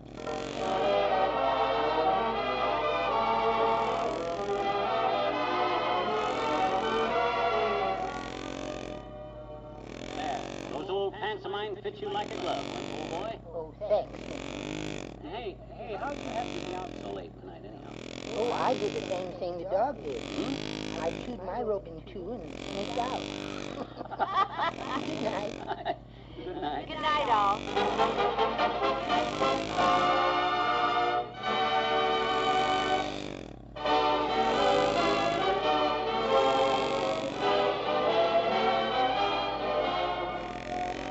NBC and Tums, T-U-M-S, Tums with a Tummy, have brought you the Fibber, McGee, and Molly program transcribed. With Bill Thompson as Wallace Whipple, Dick Ryan as Sergeant O'Hara, Bob Easton as Les, Herb Feigren as Mr. Corner, and Pinto Colvig as the dog Flash. This is John Wald inviting you to be with us again tomorrow evening when Fibber, McGee, and Molly wrestle with the problem of door chimes which refuse to keep quiet. And perhaps hear more from Mr. Corner.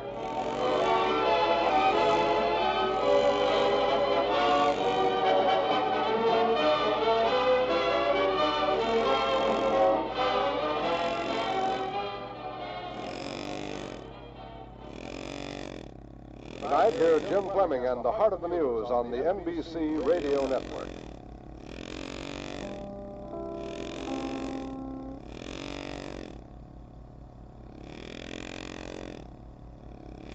It's Fibber, McGee, and Molly.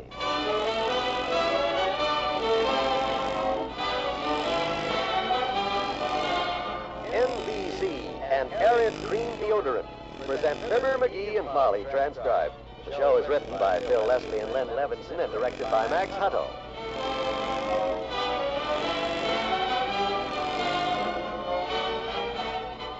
We'll join Fibber and Molly in just a moment. You've heard or read a lot by this time about the overcrowded and unsatisfactory conditions in many of our American schools. But what have you as a parent, a taxpayer, or both done about it so far? Naturally, you want your child to have the best education possible. He deserves it. A halfway education is better than none, but not good enough. And halfway education is what many of our children are getting. In overcrowded schools with rundown buildings, a lack of essential supplies, and a serious shortage of good teachers. Thousands of teachers have quit the profession in the past few years because of overwork and poor pay. And the teachers' colleges unanimously report a drop in enrollment. We will have good teachers again and resume proper education of our children only when we improve the situation in our schools. It's time to do something.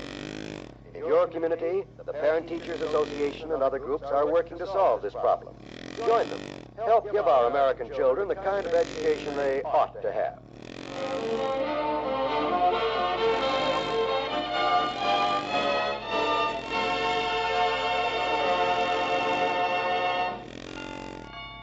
Someone at the door, McGee. I'll go see. Probably some door-to-door salesman working his way through the receiving hospital on account of because... Oh, hi, old-timer. Aren't you wrong in, too? Hi, Johnny. What you mean? Well, you usually bring the groceries to the back door. Today's my day off, Johnny. I don't deliver groceries on my day off. Oh? Just go social calling.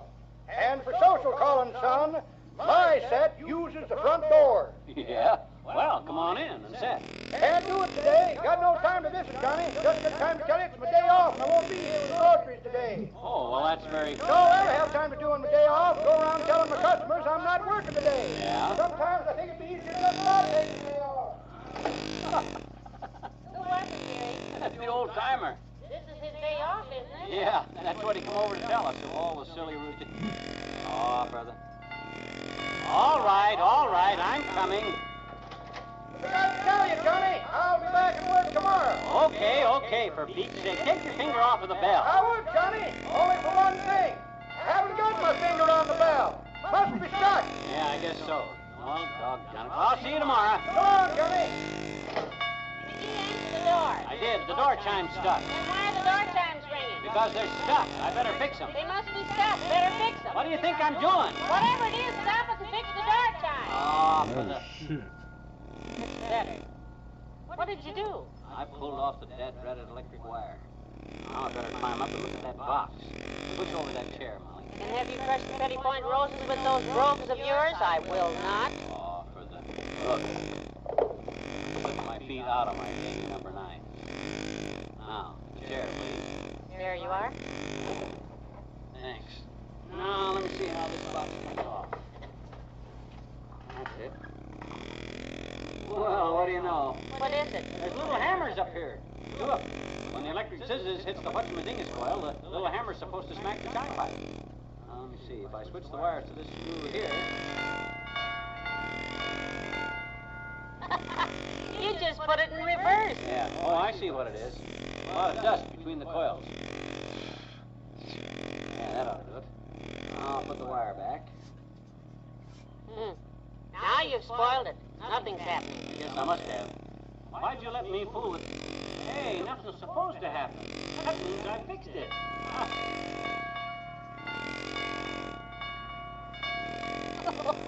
Dad, I spoke too soon. It's still late.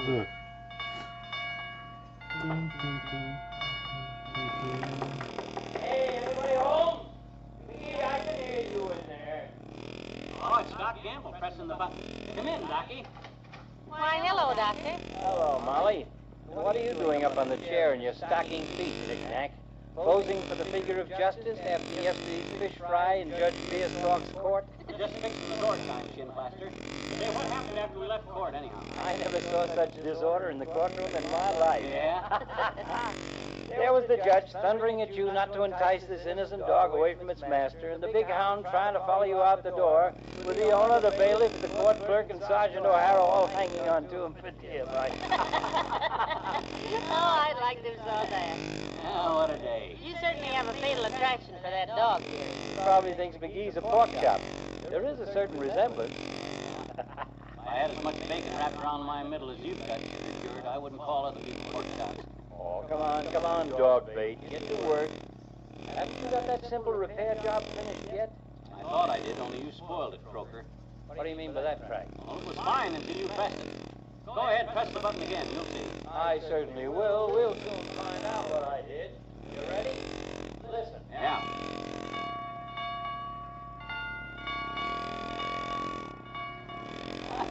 See what I mean? Dum dum da da dee da da da da da da. Boy, what a sensitive door chime. Dr. Gamble presses it and it plays the funeral march. Funeral march.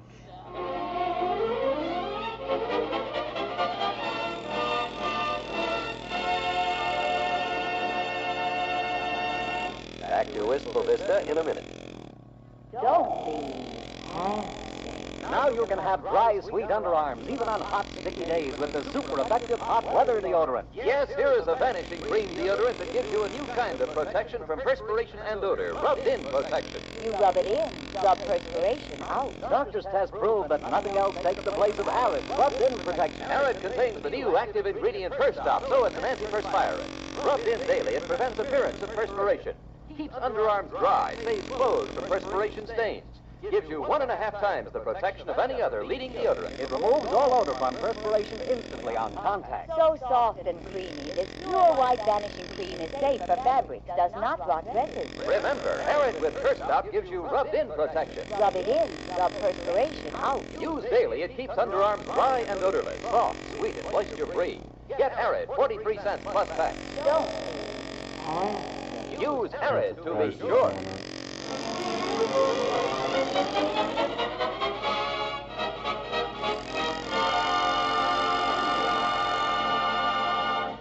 I don't suppose you've got those door chimes fixed yet, McGee, have you? Stop accentuating the negative, Molly. I just rewired the whole dingus. Wait till you hear it. Go outside and buzz me, baby. I'll believe it when I hear it. There it goes. Very good, dearie, very good. You just keep that up and you'll have Liberace so worried his hair will turn black again. Must be something wrong with the communicator. Maybe the oscillator. I think it's the oscillator. Let's just kiss the whole thing goodbye. Why don't you climb down from there before the altitude gives you a nosebleed? No, ma'am. I'm not going to let a mere two-chime doorbell get me down, even off of this chair. Why don't you just toddle your little apron out to the kitchen and fix old Dad's sandwich? It's a firm deal, Dad. I'll bring it to you. How about a minced ham? No use mincing a whole ham just for me. I'll take a slice.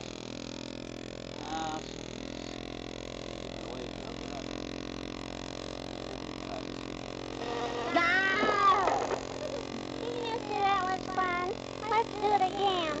Do what again, sis? I'll press your front doorbell and you make a meow noise. Nothing doing. Are you your new doorbell? Are you? No, I'm not. I'm just fixing the old one. Now go to the door and press the button when I say okay. Sure. I love to ring doorbells. You say when? When?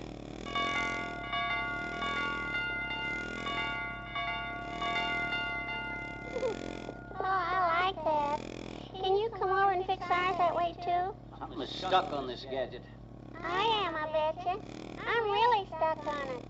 Will you, Mr. McGee, will you come over to our house and fix our doorbell so it goes dee-dee, dee-dee, dee-dee, dee-dee, dee-dee? That was accidental, Kitty.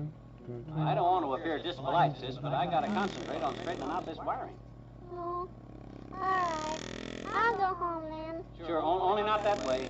Just go out through our kitchen and remind my good wife about a certain sliced ham sandwich she was going to prepare, huh? I sure will. Bye. So long. Ah, there goes a cute kid. Sharp as tack. And whoops, mustn't screw my necktie into this hootenanny. Not whose sandwich it is. Ah, there. Guess I'll get that ham sandwich. Hey, Molly, how about that chow? What is it, McGee? It's a sandwich, you remember? 2 slices of rye with half a hog ham between. But McGee, Jeannie came in and said you wanted her to have it. I just wanted it hurried up. Well, from the way she was chomping it when she left, it's been hurried up all right. Now I suppose you want me to go and fix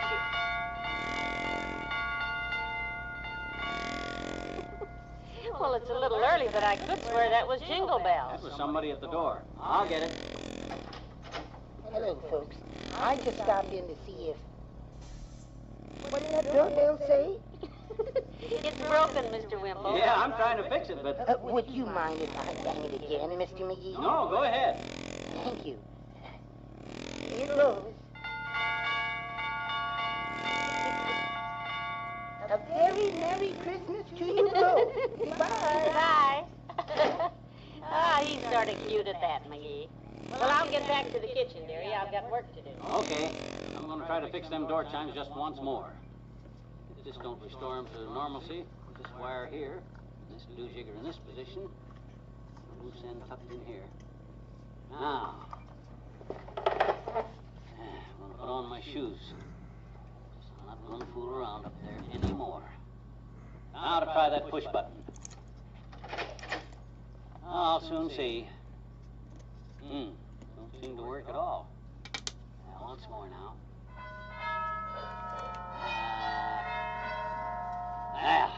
That rips it.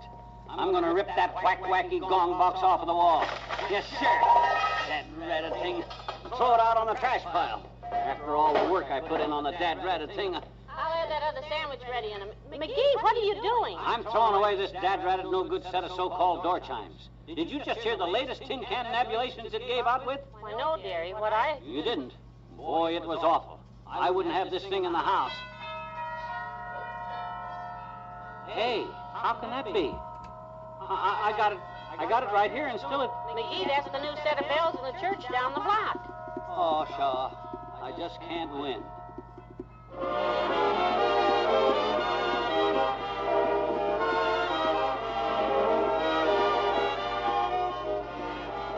Fibber and Molly will be right back. Hello there, I'm Jay Stewart, your MC on It Pays to Be Married on NBC every weekday afternoon. On It Pays to Be Married, I interview real-life people like yourselves who tell us the stories of the problems in their married lives and how they solve them. Once in a while, we interview show business couples from Hollywood. Just a few weeks ago, we had a wonderful visit with Phil Harris and Alice Faye, who told us the problems of both husband and wife being in show business. Just a while back, Danny Thomas told a wonderful story of how his wife stood behind him during the early struggles in show business. A couple from Amarillo, Texas, told how through a misunderstanding, they separated and were almost divorced. Their 3-year-old daughter began losing her sight, and the need of the love of both parents at this critical time brought them together again. However, not all of our stories on It Pays to Be Married are serious. Some are humorous, some are wacky, and some are unusual. So join us each weekday afternoon on NBC, won't you? For laughs and tears and just plain good entertainment on It Pays to Be Married.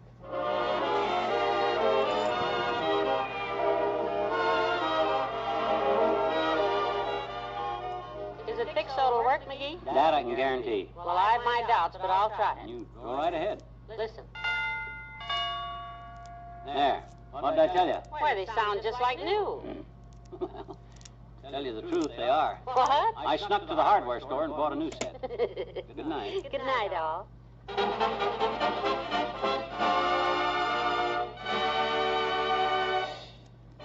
NBC and Arid Cream Deodorant have brought you the Fibber, McGee, and Molly program, transcribed, with Bill Thompson as the old-timer and Wallace Wimple, and Arthur Q. Bryan as Doc Gamble.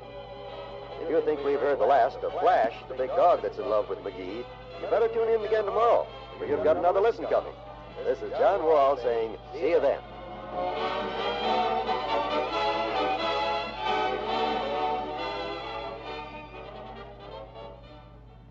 This is the NBC Radio Network.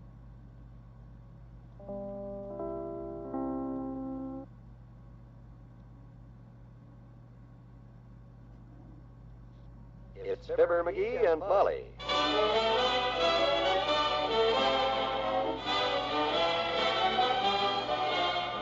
Every weekday at this time, NBC brings you Fibber, McGee, and Molly transcribed. The show was written by Phil Leslie and Len Levinson and directed by Max Hutto.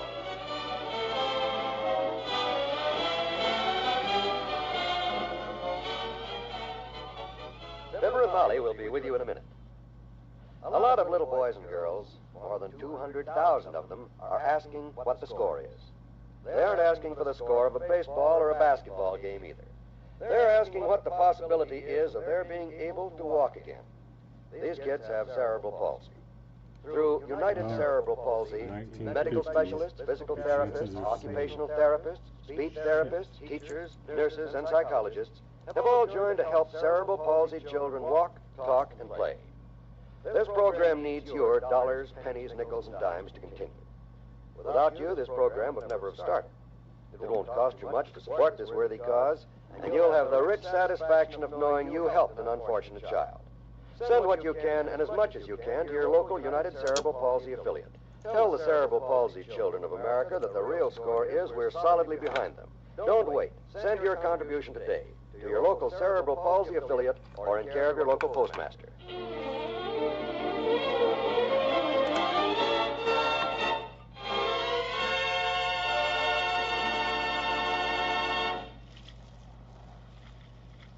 That's the garden hose. It's been a little dry in Wistful Vista, and Mr. McGee is watering the lawn at number 79. His next-door neighbor stops by for a minute and speaks to him, as follows. Hi, Mr. McGee. You watering your lawn? No, Les, no. No, the grass is just kind of dusty. I thought I'd wash it off. I don't blame you. I don't like to look at dirty grass myself. What you looking at? Looks like a Shetland pony coming right down the sidewalk there. People oughtn't to let their horses. Say, that's that dog, that one that's been giving you so much trouble, isn't it? Yeah. It's Flash, all right. It's got to be him. The world ain't big enough for two dogs that big and clumsy. The fella he's dragging on the other end of the leash, is that his owner? With that monster, it's a big question whether you own him or he owns you. That's Corner, though. That's the guy that caused me all the trouble, dragging me into court and everything, just because his idiot dog keeps following me around all the time. They're coming this way, all right. Well, I'm going in the house. I don't want any more hassles over that hound. I'll see you later, Les. Oh, there, Flash. Whoa, take it easy, boys. Stop pulling me down. Well, hi there, Mr. McGee. You speaking to me, Bud? Yes, I was. Well, don't. I'll have no truck with you. Oh, I'm not speaking for myself. It's my dog. Good old Flash here's got the hiccups. I thought you might let him take a drink from that hose. There's a watering trough down by the freight station. Oh, but that must be 9 or 10 blocks away. No, Corner, it's 14 blocks, so you better hurry. You wouldn't refuse a suffering animal one tiny drink of water. Oh, come, Mr. McGee, let us let bygones be. Oh, all right. Here, Flash. Drink. Yeah, that's better, isn't it, old boy? Yes, McGee, I've got a proposition for you. It'll break my heart, but how would you like to buy this fine, purebred hunting dog? You mean me buy Flash here? Ah! Of all the copper-bound, double-headed, triple-distilled nerve. Me buy that slab-sided monstrosity? Oh, but McGee... Why should I buy him when he's over here every time he ain't tied up anyhow? Well, right's right. If you're going to have the use of him, you ought to pay for it. Right's right. I wouldn't have that... Oh, hi, Dee. Hi, Flash. Hi.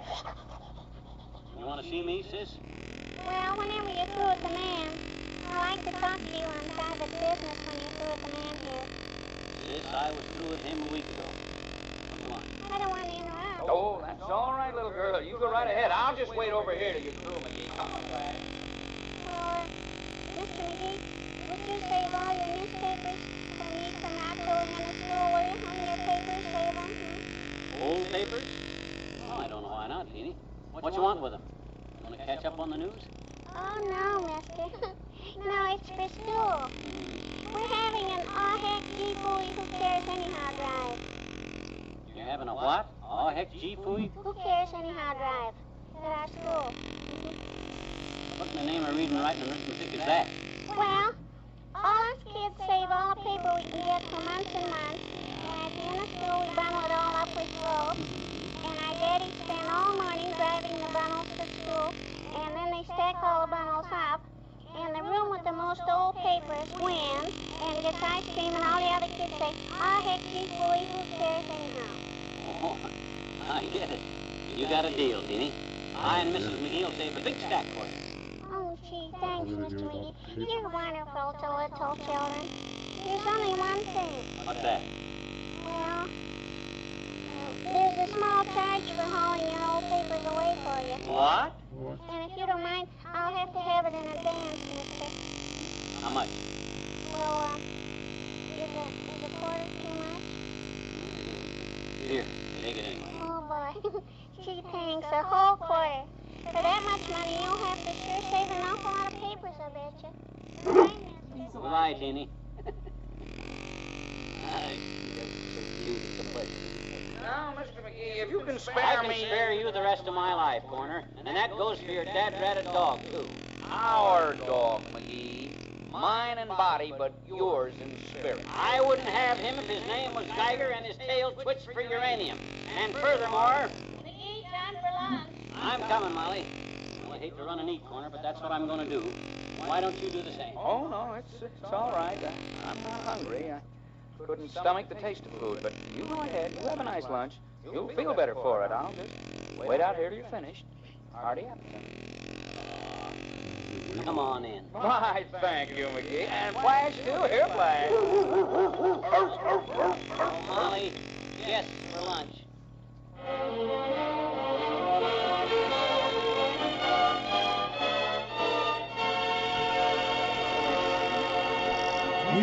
There's more fun with the McGees shortly. If you're like most Americans, one of the things you really want to do is to save more money. So, why not get right down to it today? Start investing regularly in United States savings bonds on the payroll savings plan. It's simple. All you do is ask your employer to save a couple of dollars for you every payday, or as much as you like. The money is set aside before you draw your pay, so you don't even miss it. When there's enough for a bond, you get one. It's all automatic. And before you realize it, you'll have a whole stack of bonds, and you'll be happily adding up the interest. Because when they mature, your bonds pay you back $4 for every 3 you put in. Extra dollars that will mean extra pleasure for you. You're doing yourself an added favor, too, when you buy United States savings bonds. It helps Uncle Sam to keep our economy strong. It helps to build a stronger, bigger, and better America. So join the payroll savings plan now. You'll feel more secure tomorrow. You'll be more secure tomorrow if you invest in United States savings bonds today.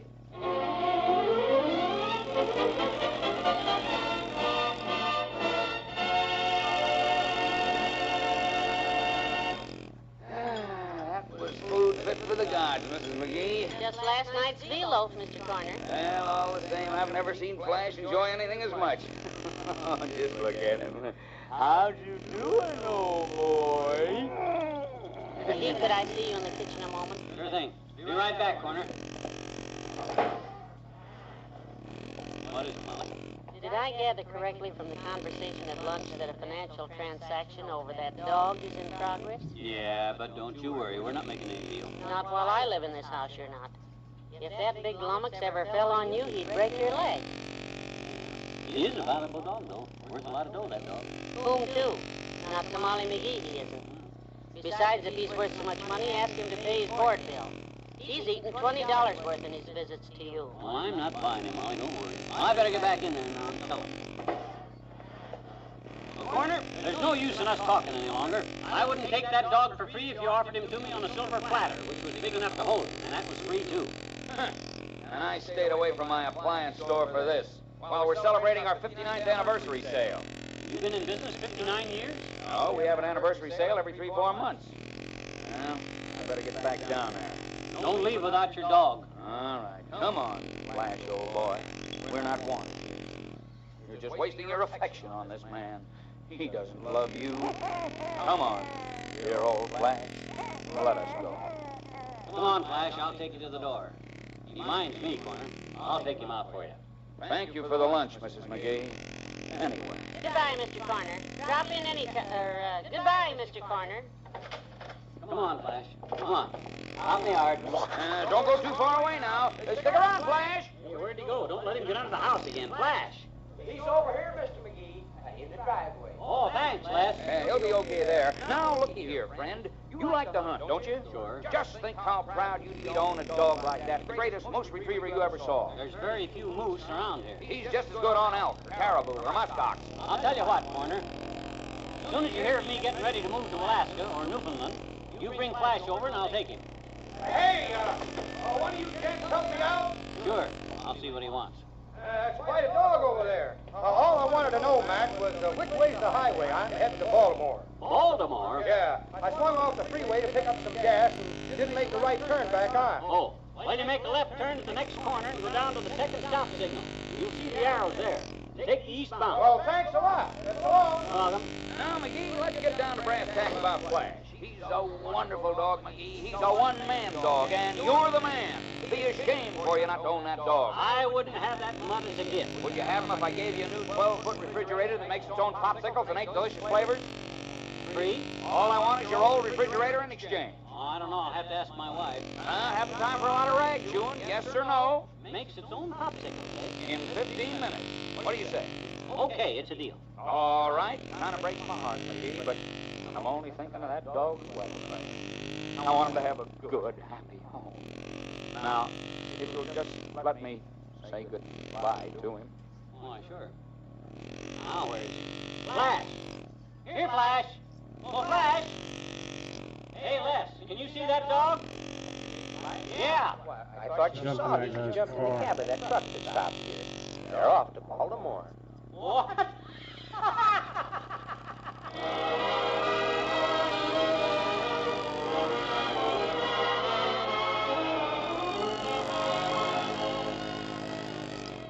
We'll say goodnight to Fibber and Molly in a moment. This is Bill Goodwin, ladies and gentlemen. I'm with Bob Hope and his morning radio show, and I'm wondering whether you've been listening to it. Getting funnier and funnier. For instance, almost every day now, Bob has a question period with the audience. Just in case you haven't heard it, let's listen in on one now. Yes, my good man, right there. Hold you, Robert. Thank you.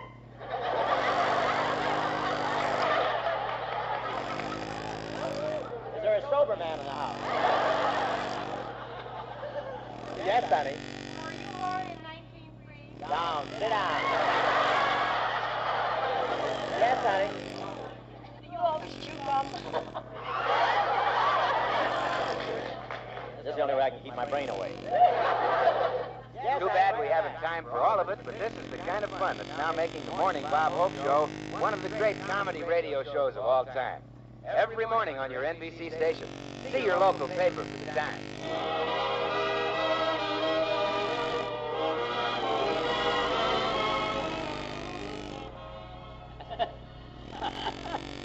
And there was poor old Corner sitting on the curb, Molly, crying because Flash had gone off to Baltimore without even saying goodbye. What am I laughing about? I got gypped out of a big refrigerator which makes its own popsicles and 8 delicious flavors.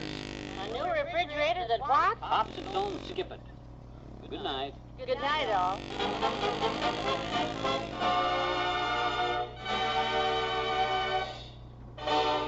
NBC has brought you the Fibber, McGee, and Molly program transcribed, with Bill Thompson as the trucker, Robert Easton as Les, Herb Vigran as Mr. Corner, and Pinto Colvig as Flash. This is John Wall promising that there'll be more nonsense tomorrow night if you tune in again to Fibber, McGee, and Molly.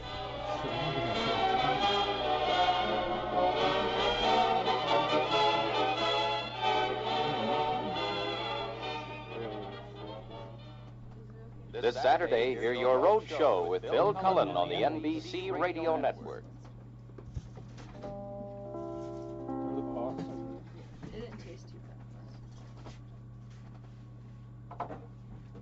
It's Fibber, McGee, and Molly.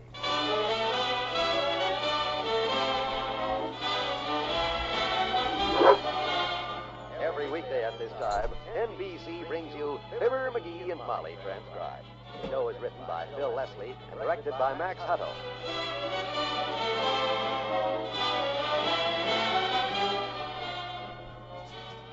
We'll join Fibber and Molly in just a moment. Great changes have taken place in America during the past dozen years. Changes that assure Americans a longer life, a better job, and a higher standard of living than we've ever known. In these past dozen years, America has enjoyed an almost miraculous expansion, which has brought new homes, new highways, new schools, new hospitals, yes, even new cities. What does this mean? In a nutshell, it means that the future of America is secure. Despite temporary variations and downswings, the trend of employment and earnings has been spectacularly upward. And it must continue upward in order to keep pace with ever-increasing demand. More homes and highways are still needed, more schools and hospitals, more industry and equipment, and more electrical energy to supply America's ever-expanding needs. If you'd like to learn more about the opportunities ahead, write to Box 1776, Grand Central Station, New York City, for the free booklet, The Future of America.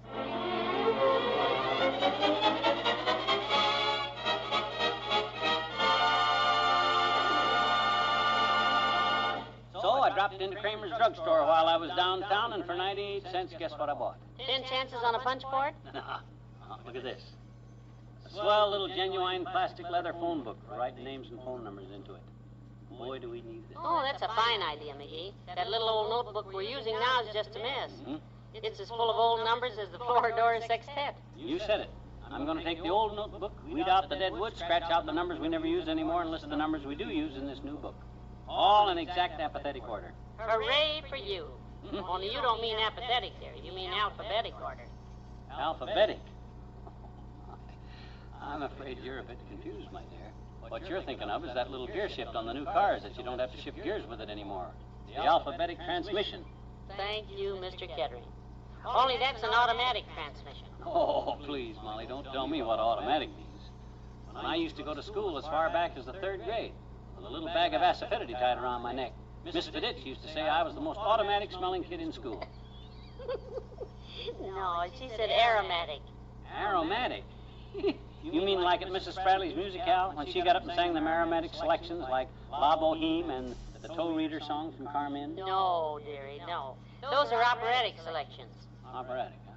Well, come to think of it, she did sound like she was being operated on with a rusty scalpel. Well, what did I say wrong that started all this too in the first place? Well, you said you were going to list our phone numbers in apathetic order. Right. Yes, well, apathetic means disinterested. Means you just don't care. Exactly. I don't care if it takes all day. I'm going to fix up this phone book right, in apathetic order. Hand me a pencil and sure as heck the doorbell will ring before I get started. What'd I tell you? You're amazing, dearie. Come in. Hello, folks. Hello, Mr. Wimple. What's your phone number, Wimp? Phone number? Mm-hmm. Oh, I don't have a telephone, Mr. McGee. Oh? The phone at our house is in the name of Sweetie Face, my big old wife. She keeps it locked up when she's not using it. Oh, But if you ever need to call me for anything, you can always leave a message with the people down the street. They're in the phone book. What's their name? Chet and Clara. I don't know their last names. They're married, though. Oh, thanks. That helps. We used to play bridge with them at one time, but we don't play anymore since Sweetie Face hurt her foot last year. Hurt her foot, how? Well, I got tired of having her kick me on the shin under the table all the time, so I stuck some thumbtacks through my garters one night, and when she kicked me the next time with those open-toed shoes of hers, oh, I wish you could have heard her scream. My gosh, what'd she say about it? Oh, she didn't say anything. She just led me out on the balcony and took me in her arms. How sweet, in her arms. Yes. And then she walked to the edge and dropped me over the railing. 5 stories. 5 stories? Wow. Fortunately, I landed on the doorman. Oh? Maybe you know him, Mr. McGee. He's the one at the Ritz Vista. Shorty, they call him now. Oh, sure, I know old short stuff.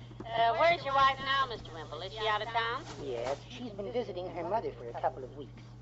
She left me home to look after her pet parrot.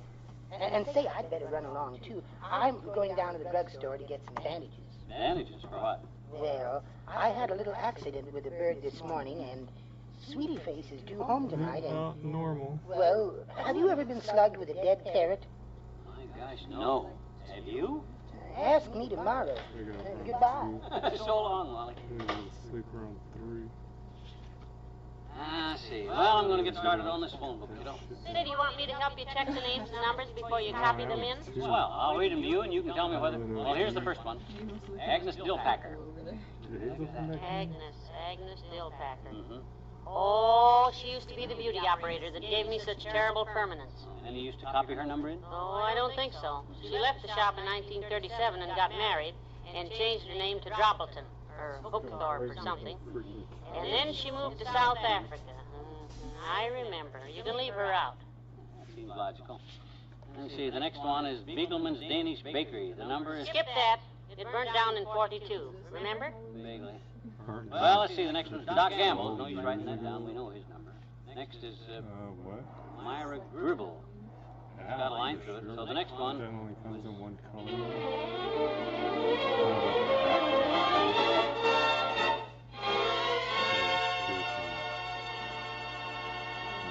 Back to Crystal Vista in a minute.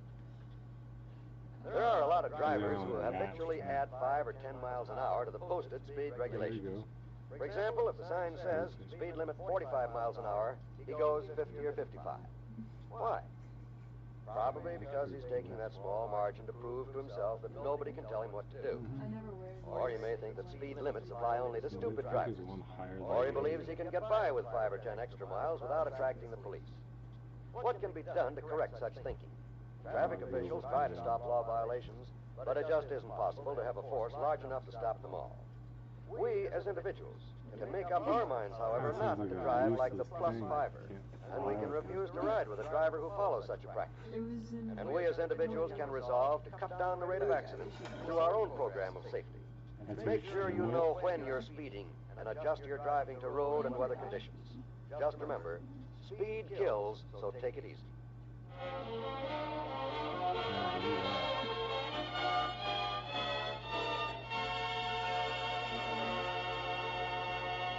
Well, if you haven't spoken to Rosemary Slip since she got through out of the ladies' club for not being eligible, there's no use copying her number in the book.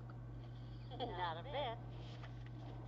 Well, the next page says, I can't read this one, throat's so shaky. Handwriting looks like a 6-year-old kid done it while riding a bicycle, no hands, down a cobblestone hill. Look at that. Oh, that's Uncle Dennis's handwriting, bless his heart. Yeah. That says McNally's Tavern. Oh. It's locked up. Good old Uncle Dennis. Remember the night you left the jar of ant paste in the kitchen and he spent 2 hours trying to paste an ant into his butterfly collection? Well, he loved nature. He sure did. He had a wonderful collection of butterflies, you know. Yeah, a whole stomach full of them. I'll never forget the time he left the baseball game in the 3rd inning because he got thirsty. The gateman asked him if he wanted a pass-out check, and Uncle Dennis tried to cash it at McNally's Tavern. Well, now, he didn't know what a pass-out check was for. I went down to get him at midnight, and there he was, spread out like a road map. Now, McGee, let's get on with the phone book, shall we? Okay. Let me see the next name. Just a minute, dearie. Put them on the sink, Mr. Oldtimer. Did you bring everything? Brought everything I could carry, daughter. I didn't order anything heavy, did I? Not that I know of. You brought everything then? Brought everything I could carry, daughter. Couldn't carry the anchovies, though. Why not? Didn't have any anchovies.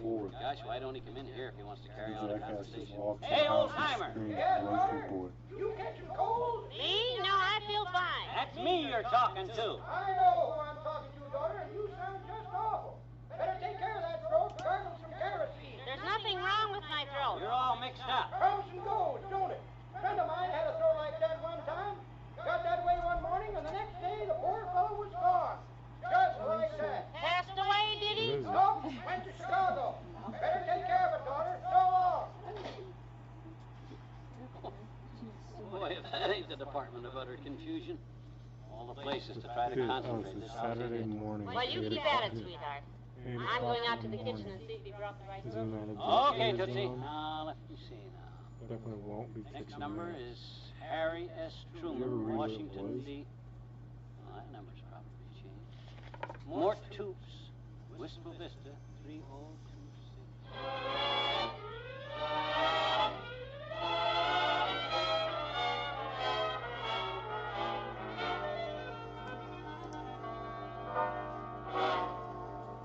How's it coming, dearie? Almost finished? Just a few more numbers, Molly. Who's Gloria May Fluffenhoff? You know? The number is Park 60. Skip that one. She was the laundress that Mabel Toops recommended and who set fire to my ironing board. Norman Axelrod, bootlegger. Friend of Uncle Dennis. Oh. He went away to Kansas. Leavenworth, I believe. Okay.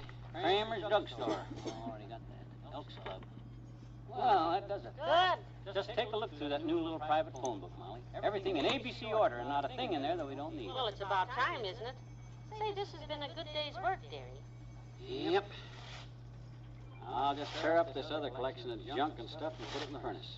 Boy, there was more worthless numbers in here. You tell them cows. This little book looks I bet so they neat. didn't care at all. Say, I think I'll call Monica Miller and tell her about it. She's been trying to do this same thing for months. Monica Miller. Hmm? I scratched her out. I thought you were sore at her. Well, of course not. Monica's one of my best friends. It's Mrs. Spradley that none of us can stand. Oh, well, I put her number in, all right. Oh, fine. Well, I'll call the beauty shop. Come to think of it, Mabel and Monica both are down there this afternoon. Where'd you list the beauty shop? Beauty shop? I don't remember seeing any. Madam Bertha's Beauty Salon. It's in the old book there. Or was. MB, it said. It's a new number. MB? Gee whiz, I thought that was Mrs. Bates, the cleaning woman that broke the hall mirror. What? Oh, for the my gosh. I work all afternoon, and how can a guy win? The minute I get finished, people start finding fault with it. Dad rat the luck anyhow. I should have kept the old book.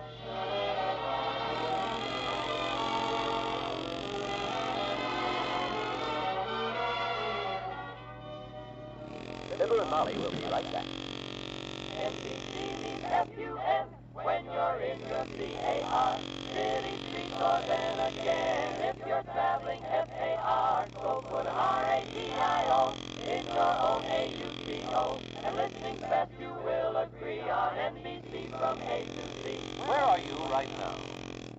Maybe, like so many million other Americans, you're on the road, driving along a superb thruway, or a great highway, or maybe poking along a quiet byway.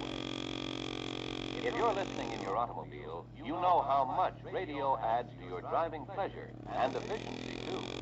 If you're home, the car is in your garage, we hope there's a radio in it, so that when you're out for a spin, your family won't miss their favorite NBC programs. And if there's no radio in your car, what are you waiting for? Get one tomorrow and know the thrill of radio on the go.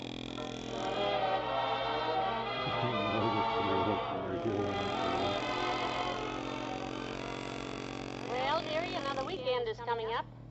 Yeah, and with this pretty weather these days, I bet there'll be 80 million cars on the highway. Yes. And for goodness sakes, please be careful, all of you. We want you all back with us Monday night. Because you know what I'm going to do Monday, Molly? I'm afraid to ask. I got a bunch of chemicals and stuff out in the garage from my science class at night school a couple weeks ago. Boy, I got some theories that if I can prove them, I'll blow the roof off the whole scientific world. Including our garage, probably. Not now, McGee. Good night. Good night, all.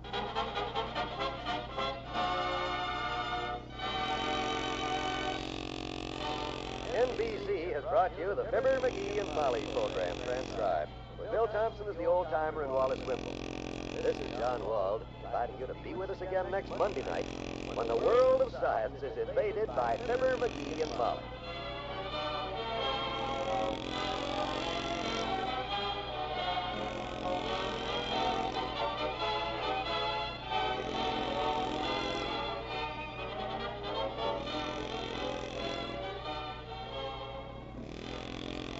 I got a feeling the next episode is going to be why they Hear Jim Fleming with The Heart of the News, tonight on the NBC Radio Network.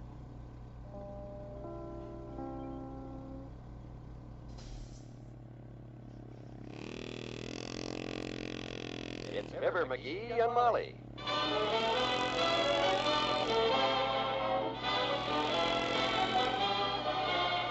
NBC and Plymouth Cars present Fibber, McGee, and Molly transcribed. The show is written by Phil Leslie and Ralph Goodman and directed by Max Hutto.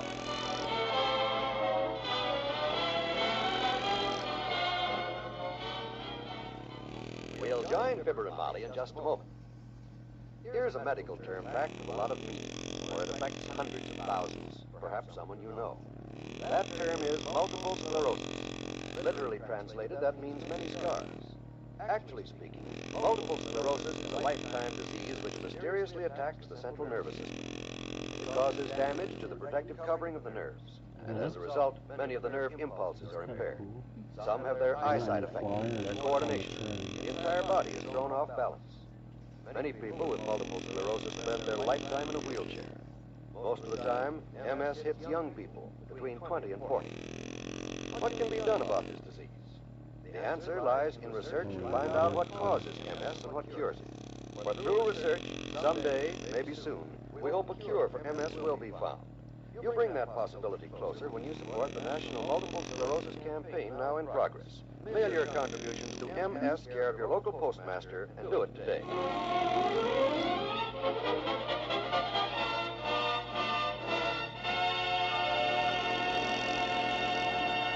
I'm sorry, Doctor, but McGee just won't come to the phone. He said to tell you he's too busy working on scientific experiments in his laboratory. Yes, his lab. That's our garage. He's got a shelf full of chemicals and test tubes and a hot plate out there, and I don't know what all, Doctor. He looks like Red Skelton doing an imitation of Jack Benny playing Dr. Jekyll. All the bubbling, sizzling, hissing noises out there.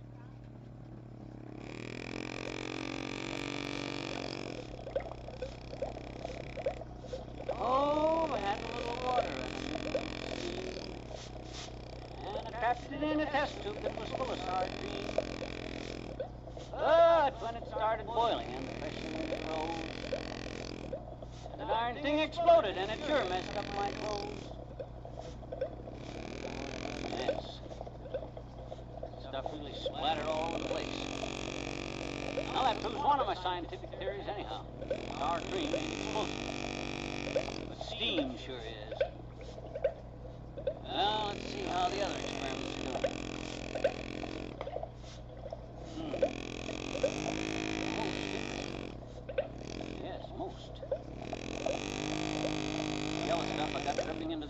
stuff at the rate of 1 drip per 2 seconds and turn different stuff green stuff. Now to increase the drip speed and see if it makes any difference. By George, it does make a difference. It's turning green faster. Now to take a look at project number 3. Oh, hello there, Teeny. I haven't got time to talk to you now. Don't touch anything. I'm working on some scientific experiments here, and Oh, gee, Mr. McGee. Are you a scientist? A real scientist? Like the man that invented radius? That madman Curry? You're a little mixed up on your facts there, Teeny. It wasn't radius, it was radium. And the man's name that discovered radium wasn't Madman Curry. Adam Curry. Oh. Now, look, Teeny, I got a lot of things to do here. What's that? What's that? What's that white powder you put in there that's making all those bubbles? Oh, well, that's, Gee, look at that. That's what? That green stuff in the bottle, Mark, look out. Huh? Is that some kind of a chemical or dangerous chemical? Is that what that green stuff is? Is it? Well, not exactly, Teeny. I'm not sure just what... Oh, look at that. What makes that puff of black smoke come up when the yellow stuff drips on the glass? Well, I'm not exactly sure what that... Gee, can I have some of this? This pink paper? What's it for? Well, to be perfectly honest... Oh, boy, can I have some of this yellow powder? I'd sure like some of that black stuff, I mean. Can I have some of these little black rocks? That's what I've always wanted. Some of these little red rocks like you got right here next to the black ones. I'll just take 3, okay? Well, I guess. Oh, gee, thanks, mister. Oh, boy, will I show Willie Toops these little red rocks and tell him how you explain all this chemical stuff to me. I bet you know everything. What the hell is a little red rock? Willie! Hey, Willie! Look at what Mr. McGee gave me. He's a scientist, Willie. I wonder if all scientists have to answer as many questions as that kid asked me. It's a good thing she didn't wait for me to answer. Most of this stuff, I don't know what the heck it is myself. What's that? Uh-oh. Time to check project number 5. Now, let's just take a look at project 5 and see it. Experiment complete. Boy, they smell good, too. They have a few things to learn about chemicals, but when it comes to boiling frankfurters, I consider myself an expert. Oh, my gosh, it's Mommy. I don't look very scientific with frankfurters when I'm supposed to be doing scientific work. Yes, my dear. What's the important problem that's interrupting my experiments this time? The phone again. Herb Travis called you. Tell Herb I'll call him back. I did tell him, and he said... I thought I explained this to you, my dear. When one is engaged in the scientific amortizing of protons, neutrons, and molecules, one cannot leave one's experiments to bat with one's friends for 1 minute. That's why one's wife should protect one. One's wife does. I wrote his number down. It's 1111. Thank you. Now, if you excuse me, I have an experiment underway in this pot here, which has to be kept at a definite temperature and requires my complete attention. Yes, Professor. I'll go back in the house. You go back to pot. And, Professor, don't cut yourself. Cut myself? Every time you try to slice a frankfurter down the middle, you wind up with a bandaged thumb. Take it out, and I'll cut it for you and make it some coffee.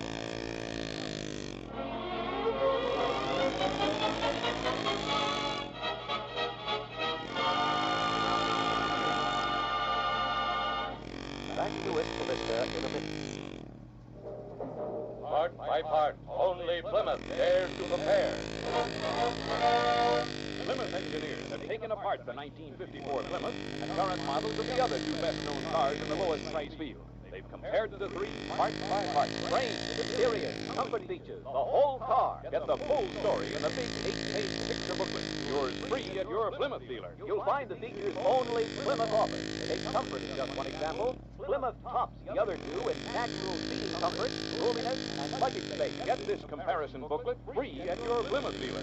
Learn why Plymouth is America's best buy low-price car. And remember this figure, $1,582. That's the factory retail price of the Plymouth 6-passenger Plaza Club sedan. That's at factory, Detroit, Michigan. All taxes, transportation, and delivery charges, license, and optional equipment are extra. Part by part, only Plymouth dares to compare.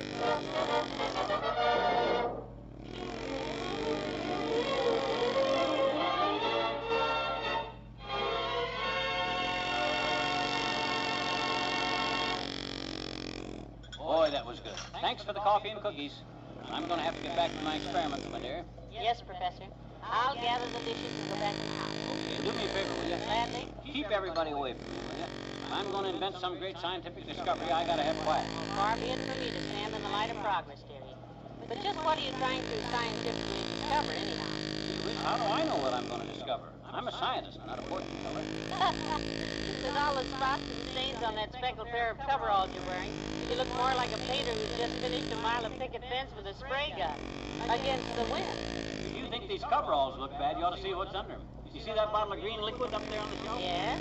I spilled about half of that stuff on my good slacks this morning the minute I got started out here. That's why I put on the coveralls, so it wouldn't happen again. Oh, no, your good flannel slacks? Let's see. Maybe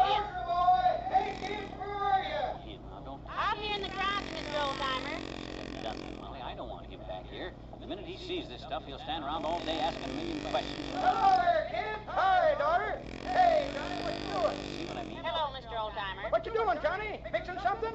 What you mixing? Bathtub gin?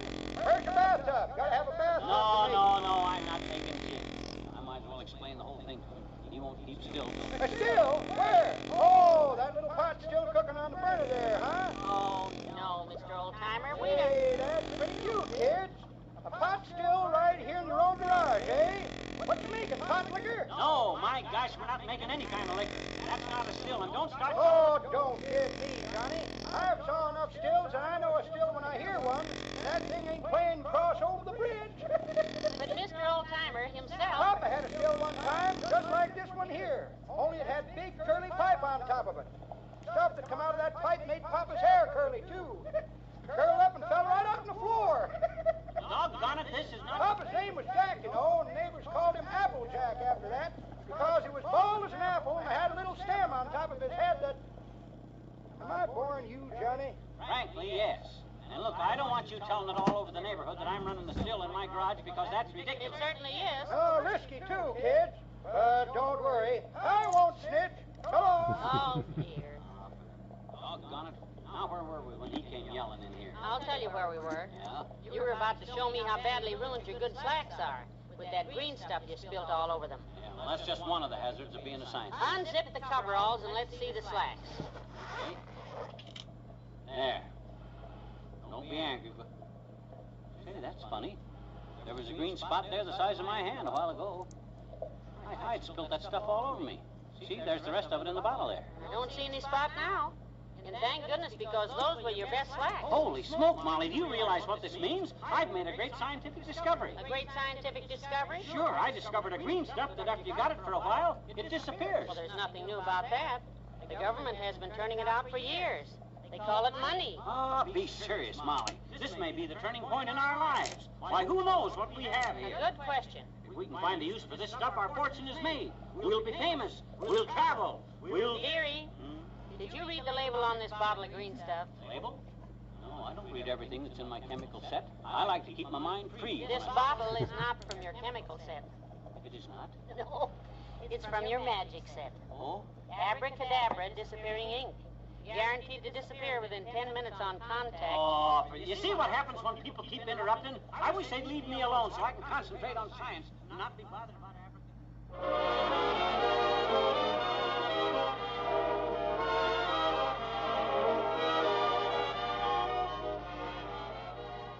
Fibber and Molly will be right back.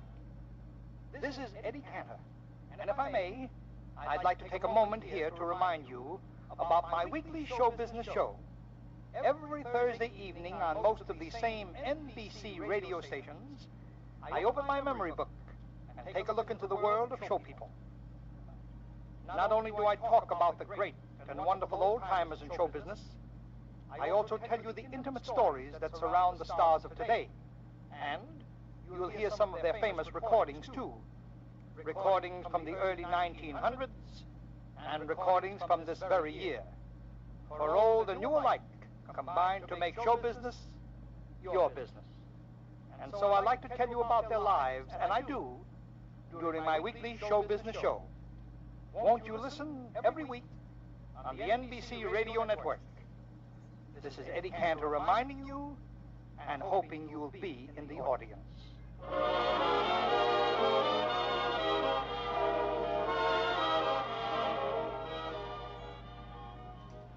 mixed a few more chemicals together out there, and I'm going to let them set till morning, Molly. One never knows what may happen when one is a scientist. Or a scientist's wife. You take the invention of radio, for instance. When Marconi started inventing radio, he didn't know that Lee DeForest was working on it, too. Oh? No, because Marconi lived in the woods, and he couldn't see DeForest for the trees. Don't you get it, Molly? That's a scientific joke. DeForest is an inventor. It ain't funny, McGee. Oh, I bet Einstein would have liked it. Good night. Good night, all.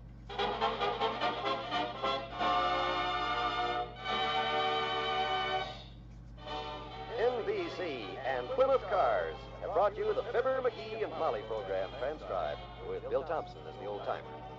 This is John Wald inviting you to be with us again tomorrow night when Mr. McGee experiments further with his scientific research.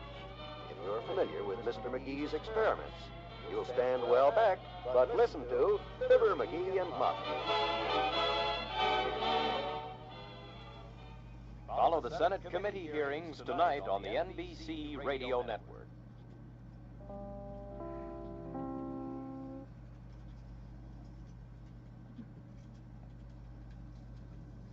It's Fibber, McGee, and Molly.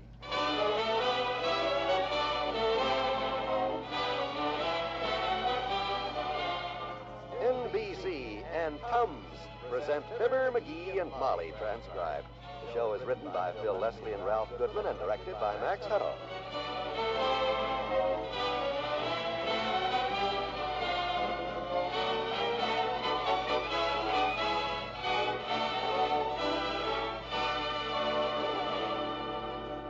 Fibber and Molly will be with you in a minute. This is Don Wilson for Tums. You know, some people suffer for hours when acid indigestion or heartburn strike. That's because they haven't tried Tums, America's top choice for don't wait relief from acid indigestion. Yes, Tums give don't wait relief. You don't wait for spoons, glasses, or water. There's nothing to mix. Just reach into your pocket or purse for the handy roll of Tums, peel off one or two, and eat like candy. And you don't wait for relief, because Tums go right to work to gently calm churning excess stomach acid. No wonder millions of Americans in all walks of life look to Tums for the answer to acid indigestion and heartburn. You too should always carry Tums for don't wait relief. So don't wait. Get famous Tums for the tummy. Only 10 cents a roll.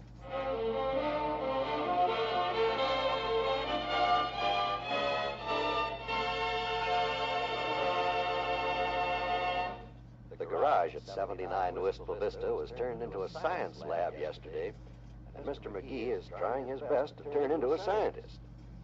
Even a scientist has to eat, however, so here he is at the breakfast table with a coffee cup, an empty plate, and a faraway look in his eyes. Maybe I'll mix some CO2 with zinc oxide. Another cup of coffee, McGee? McGee? I said, how'd you like another cup of coffee? Scrambled, kiddo, like I always do. What are you talking about? My eggs. Isn't that what you asked me? How would I like my eggs this morning? You already had your eggs. I did? Oh, for goodness sakes. No wonder you don't remember eating your eggs the way you've been daydreaming all morning. You haven't paid attention to a thing I've said all through breakfast. Gee, that's terrible. It certainly is. Imagine missing those eggs. Scrambled happens to be my favorite, too. Oh. Where are you going? I'm going to stack the dishes. Well, gee whiz, kiddo, I'm sorry, but that's the way it is with us scientists. We've got a lot on our minds. Always problems of some kind to figure out. Like, for instance, if I take some H2O and add some H3O, do I get H5O or H230? An interesting question. I don't know to whom, but interesting. It's the sort of problems that plague the scientific mind, my dear. It's problems like that that I'm attempting to solve out there in my laboratory right now. Out where? My laboratory. Lab, to you. Oh, the garage. Mickey, I asked you yesterday to throw out all those chemicals and junk and clean that garage up. I can't throw them out, Molly. I've just started experimenting. You have to I guess there's no telling what I may discover. A new way to get from here to London without a plane, probably. Well, one of the fascinating things about science is that one never knows what one may stumble over in one's work. I have the same trouble in my work. If you don't stop leaving your toolbox on the basement steps, you're liable to wind up one of these days with nobody to darn your socks. Oh, I don't mean that kind of stuff, Molly. I mean the things a scientist accidentally discovers. Gee whiz, I got projects cooking out there in the garage right now that may change the whole course of science. For instance, what would you say if I came up with a way to make sugar out of coal?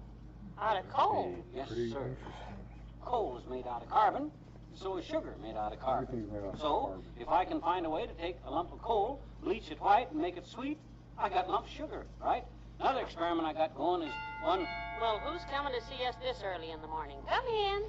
Mrs. McGee, Mrs. McGee. Oh, hi, Wimp. Out here in the kitchen. Come on out, Mr. Wimple. Oh, hello, folks. I was just going by. Pull up a chair, boy. Park the frame. What you doing out so early in the morning, anyhow? I was out for my morning road work, like it says in my physical culture book. Sit down. Have a cup of coffee. Oh, McGee, take Mr. Wimple's jump rope.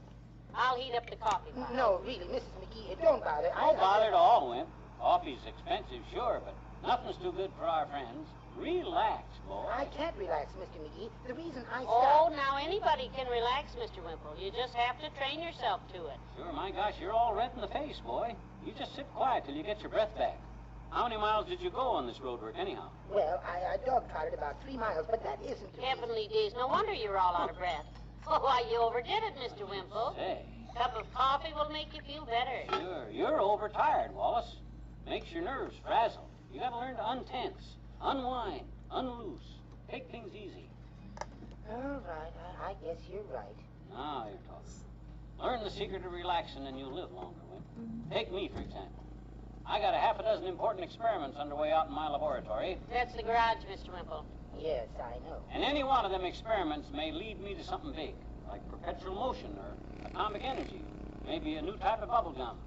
But you don't see me getting all tensed up. Oh, you're a sterling example to me, Mr. McGee. I don't know why I should get all excited just because your garage is on fire. That should be... Sure, now that's the one. What? A fire? The garage? Well, why didn't you tell me? Heavenly days. Hey, grab a bucket, Molly. Get the hose connected. Pass Wimp the sugar. I'll run show the fireman where the fire is. With all them dangerous chemicals out there, my gosh, on fire.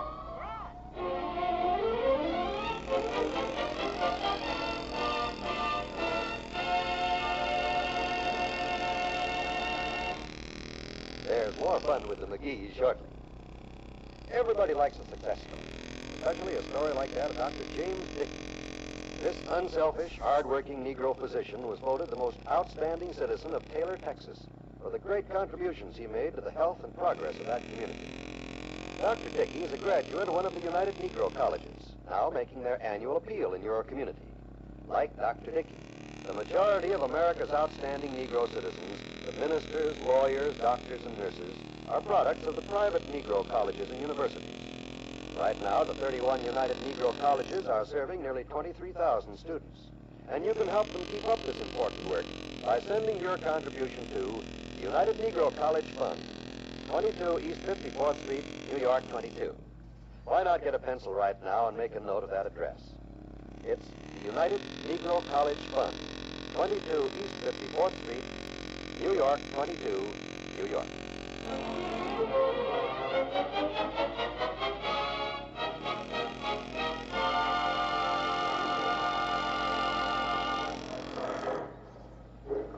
So long, Chief. Thanks again. Yeah. Don't forget when you get back to the station, 7, 8, and 9. 7, 8, and 9. What's that all about, dearie? They were in the middle of a pinochle game when the alarm came through. I just told him how to finish out his hand. Oh, it's a good thing those boys got here when they did, or we'd have no garage left. As it is, I don't know what we're going to do about that big hole that was chopped through the wall. That's how them guys are. No patience. Because I couldn't find the key to the garage door, some impulsive character picked up an axe. I know it, and that was me. You? Gee whiz, Molly, why'd you get so excited? I don't know. Let's just say smoke got in my eyes. To say nothing of my nose and throat. Just look at this place. It's a mess. All because you wouldn't listen to me yesterday and get rid of these combustible chemicals. Good thing I didn't. What? Sure, the chemicals started the fire, but just stop and think a minute, Molly. If I hadn't had them chemicals in here, the car would have been in here. And if the car had been in here when the fire started, it would have burned probably up. My goodness, that's right. I never thought. Oh, stop it. Now, look, we're going to gather all these bottles of nasty-looking chemicals together and dump them in the trash can. Oh, no, Molly, no. Gee whiz. I may be on the verge of some big discovery that'll blow the roof off the scientific world. I don't mean blow the roof off. I mean, you know what I mean. Yes, I know. You mean blow the roof off. I'm not going to Now, stand Molly, for... look, please. Just give me time. Gee whiz, you gotta have patience in science. No home wasn't burned in a day. I mean, built in a day. I know. It's not as bad as it looks, Les. A few chemicals burned up, but I got plenty more left. Mighty interesting stuff, science. Yep. Not to me. I always liked it in high school myself. Oh? Yeah, I rigged me up a little laboratory in the attic there at home, and, I used to mix up all kinds of chemical stuff. Had a lot of fun, huh? Well, I tell you, I guess I just like to see those fire engines run mostly. They used to be over at our house about twice a week. Some of the best friends I had was firemen. Well, we're going out of the scientific experiment business right now, Lester, so you won't be seeing the fire engines around this house anymore. We're throwing out all Oh, not right now, Molly. Not today, kiddo. I got a few more experiments to try first. Got them all wrote out here, too. I'll be careful. That's what you said yesterday. Yeah, but I will. I won't hurt anything. How does your wife feel about your hobbies, Les? Does Sally make you give up stuff that you're working on? No. Sally is very understanding about my interests, but... See there? Have you done any chemistry since you've been married, Lester? Yes, I have, Miss McGee.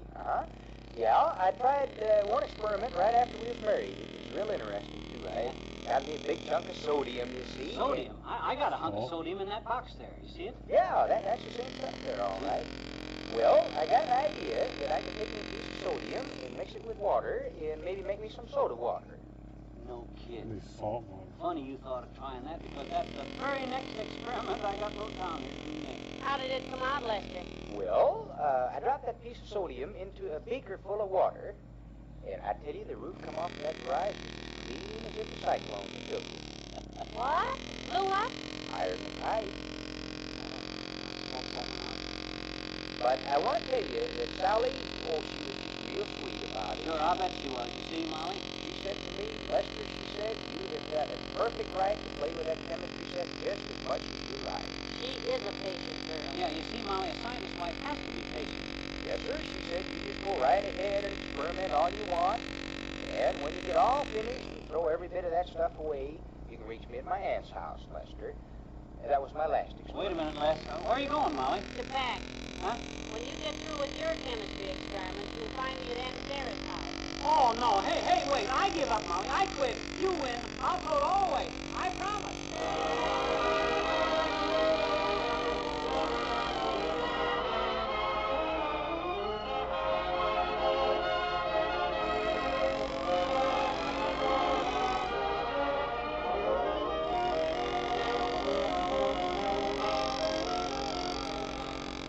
We'll say goodnight to Fibber and Molly in a moment.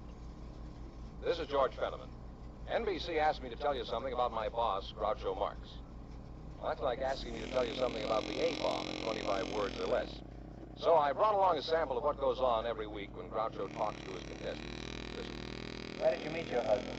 Well, I was in an Indian pageant at that time, so he spent his evenings watching his pageant and flirting with me and saying fancy things. And, Like what? oh, how you doing, kid? What you doing tonight? How about a date?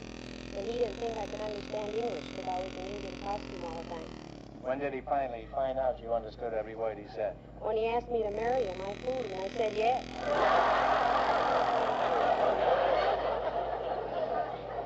That's one question a woman can understand in 68 different languages. Well, that's what it's like each week on NBC when Groucho and the contestants play You Bet Your Life. If you haven't caught the show lately, tune us in. I think you'll enjoy it.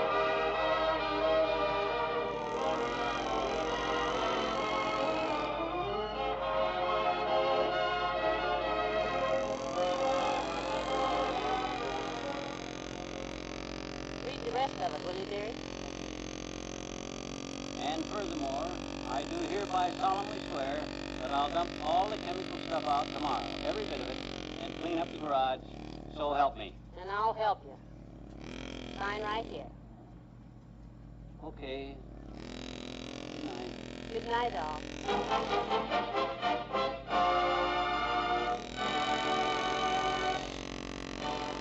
NBC and Tums, T-U-M-S, Tums for the Tummy, have brought you the Fibber, McGee, and Molly program transcribed, with Bill Thompson as Mr. Wimple and Bob Easton as Les Nelson.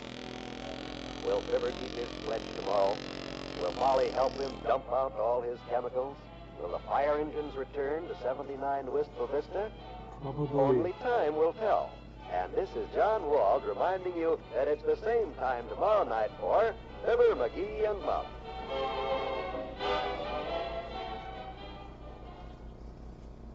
Next, highlights from the Senate committee hearings on the NBC Radio Network.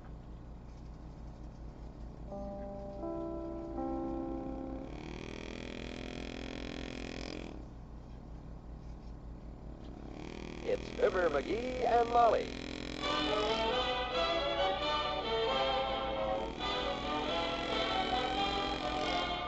Carter's Little Liver Pills and Plymouth Cars present Fibber, McGee, and Molly transcribed. The show is written by Phil Leslie and Ralph Goodman and directed by Max Hutto.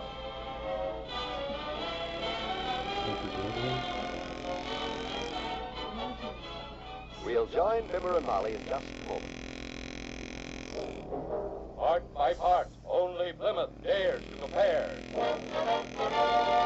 Plymouth engineers have taken apart the 1954 Plymouth and current models of the other two best-known cars in the lowest price field. They've compared the three part by part. Bodies, interiors, the chassis, the whole car. Get the full story in the big 8-page picture booklet. Yours free at your Plymouth dealer. You'll find the features only Plymouth offers.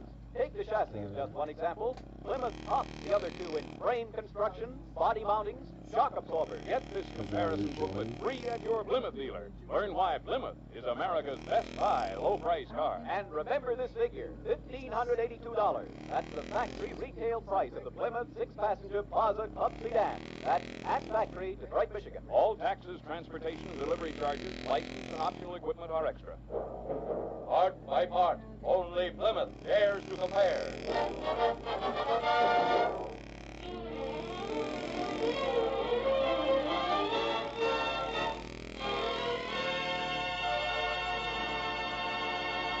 I still think you're making a big mistake, Molly, making me throw out all this signed stuff.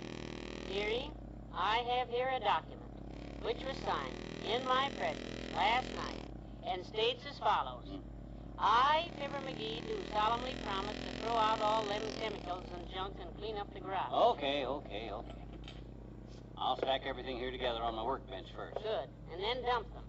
Just because I had the Bunsen burner turned a little too high under one of my experiments and started a little fire in there, gee whiz. Every scientist is entitled to one mistake. And so is every trusting wife, and we both made our last one. Throw that stuff out. Boy, this is the way all housewives are.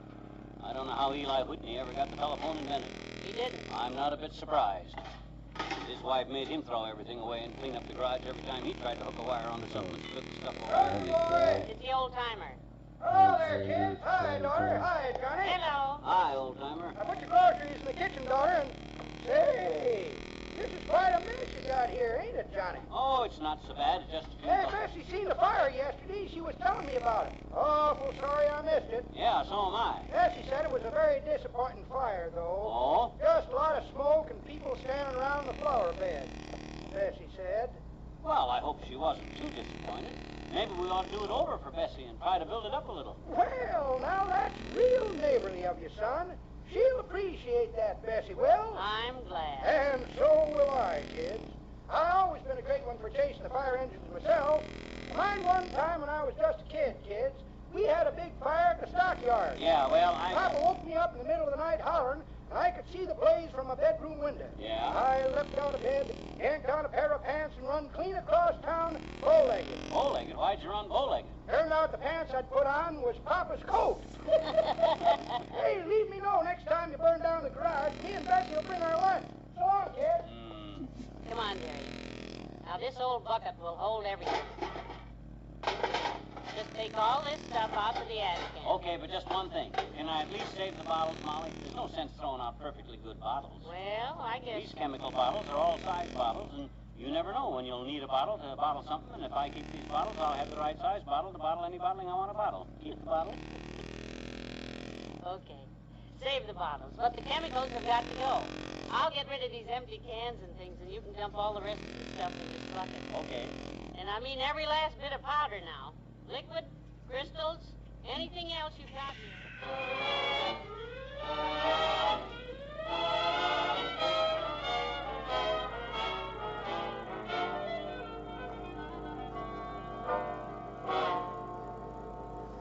Gosh, this is amazing. Hey, Molly. Molly, hey, come here, quick. What is it? What's the matter, McGee? What did you do? Look, I was pouring all these chemicals into this bucket like It's a gooey-looking thick mess. Look, this old license plate. So When I got through pouring every one of them chemicals into this bucket, every bottle and everything, I set it down on the bench here, and this license plate stuck to the bottom. Well, don't get so excited. Just pull the plate loose. I can't. That thing is stuck on that bucket like it was welded on there. I tried everything, but it won't budge. I even took this tire iron and tried to pry it loose. Couldn't move it.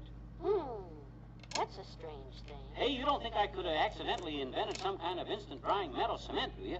Oh, no, that couldn't be. I don't think so. No, there's no such thing as that. Imagine having a mixture that all I had to do was dip the end of a tire iron into it, like this, and then press it again. Oh, against a metal pipe like this one here. And let go of it, and it'd just stick right out from the pipe like that tire iron is doing right now. Hey, it is. I mean, it is. Look, Molly. Molly, look at that. Heavenly days, that heavy tire iron. Yeah.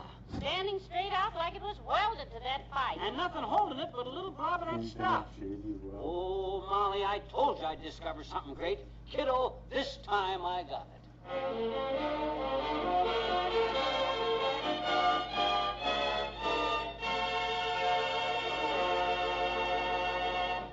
Back to Wistful Vista in a minute. Here is a dramatized scene in your doctor's office.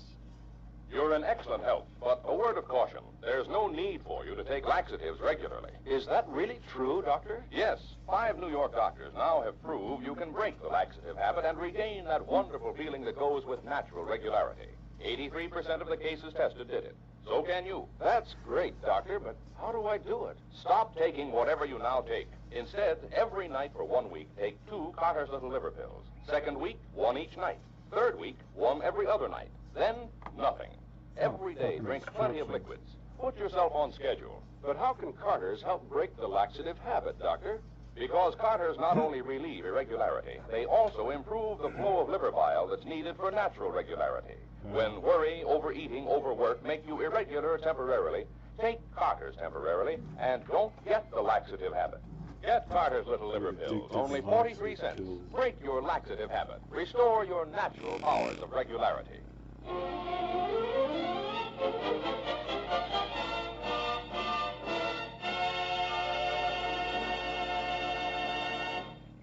Is the tire iron still up there? Still up there. Stuck to that pipe like it grew there. I tell you, Molly, the possibilities of this stuff is unlimitable. I better get in the house and make some phone calls. Oh, now let's not move too fast. That tire iron's been stuck to that pipe only about 10 minutes. It would be pretty embarrassing if you were striking the pose here and that thing fell off and struck the photographer. Fell off? You couldn't pull that thing off of there with a 10-ton truck. I'm telling you, Molly. Molly, where are you? 10-ton truck and then comes old factory. Out here, Doc, in the garage. Hi, Molly. I was just... Watch it, Doctor. Oh! Why, Ted, what the devil is that? Well, what's this stupid idea of welding it on the stupid pipe right in the stupid doorway, stupid? It isn't welded on, Doctor. McGee just stuck it up there a while ago with a gob of this gunk in this bucket.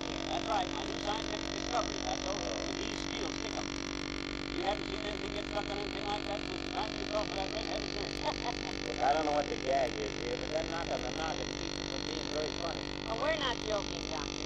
I saw McGee stick that iron up there just a few minutes ago with my own eyes. Yeah? I mean, I saw it with my own eyes. Doctor, since you're a man of science like I am myself, I'm going to let you partake in a little experiment. I'll put your name right down next to mine down in the animal statistics. Underneath, there's more paperwork, but there. Well, I'm just as amazed as you are, Doctor, but I saw it happen. With your big fat help, we'll make a scientific test, Doctor. We'll test the strength of that tire iron. With what? With your flat lab. You just pin yourself on that tire iron for 10 seconds, we'll have proof. That'd be the trick of the week, my boy. I haven't shit myself since... well, I'm thinking that I never could shit myself. Probably couldn't find the right chin for it. Yeah, this is the craziest thing I ever heard of. Hold my fat foot. You just stuck this into the pipe with... Stand aside. I'll try it. Get a good grip now. Attaboy. Hold on. That's it, Doctor. That's it. Lift your feet, Doc. Yeah. Both feet off the ground. I have held up. Wait. Hold your feet up. Attaboy. Hang on now. I'll count 10 seconds. 1, 2, 3, 4, 5. Oh, my knees. I'm sorry, Doctor. Help him up. Help him up, and then you take that bucket of gunk down to the corner and pour it down the sewer. What is Like that? maybe steel tickling the flop. Say that again. Wait a minute. This stuff ain't a flop at all. Oh, boy. What? Tire iron pulled loose, didn't it? I'll give up, Lemonhead. It did not pull loose. Look, you broke that tire iron square in two, lead bucket. Great Scott. He's right. That's right. The broken end is still glued to the pipe. Oh, this is amazing, McGee. Do you realize what this means? Heck, means you ought to go on a diet. Molly, do you realize that little blunderhead here has blundered into something that might just be the biggest thing since jet propulsion? And as windy as he is, it's a wonder he didn't come up with that one first. My goodness, this is exciting. Yeah, just think of it, Molly. With a fabulous metal cement like this, if you happen to break a paper clip, you can just stick it back together. Paperclip. Look, you rum-dum. If this stuff can do what I've just seen it do, you could revolutionize the shipbuilding industry. That's what I say, Doc. How? How was the battleship built, anyhow? Built out of thousands of steel plates. Of course, they rivet them together, don't they? You mean... Oh, my gosh, glue them together with this stuff of mine. Of course. No rivets, no bolts. With this liquid welding cement of mine, the government could build battleships, submarines, take half the time to do it. Oh, brother. Oh, this could be worth millions, Uncle Sam, McGee. Oh, this thing's so big it's scary. That scares me, too, and you know what scares me most? What? The formula. You don't know how you made this stuff. All you did was pour out all your chemicals into that bucket. Oh, fine. I saved all the bottles, didn't I? Every bottle is sitting right there on the bench with a label that says what was in it and how much of it. Wonderful. Boy, nothing's going to stop us this time. Come on, get on the phone. Get me Washington. Get me Eisenhower. Get me a bottle of root beer. I'm thirsty.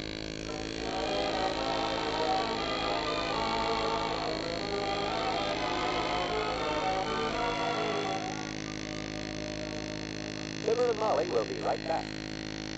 This is Roy Rogers.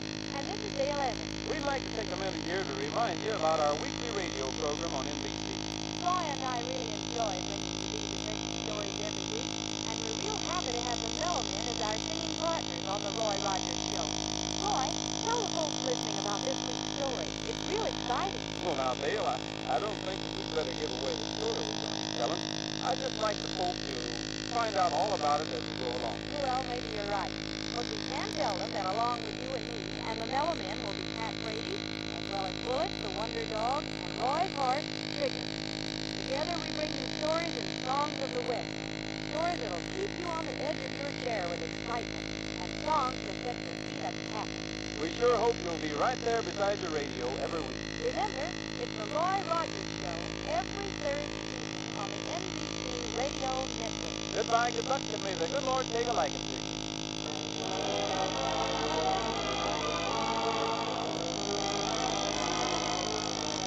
The operator says the White House don't answer. They're all in bed. Well, we better get to sleep, too. I'm so excited about this steel cement in here. Say, where is it, by the way? They didn't leave it out in the No, ground. it's safe and sound. I hate for anybody to steal it from us. Don't worry, nobody's going to steal that bucket of stuff tonight, kiddo. I spilled some when I set it down. What? You mean... Yeah. Welded right onto the kitchen. Oh, I'm fine. Good night. Good night, all.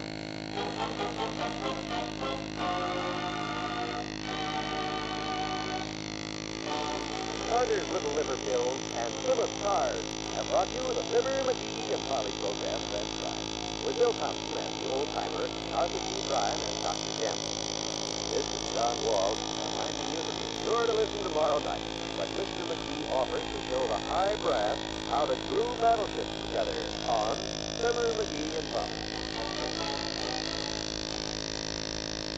Hearing Time brings you the Senate committee hearing tonight on the NBC Radio Network.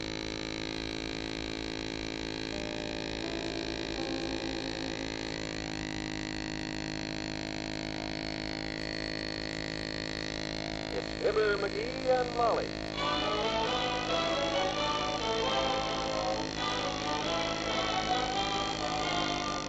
Every weekday at this time, NBC brings you Fibber, McGee, and Molly. Molly transcribed. The show was written by Bill Leslie and Ralph Goodman and directed by Max Tuttle.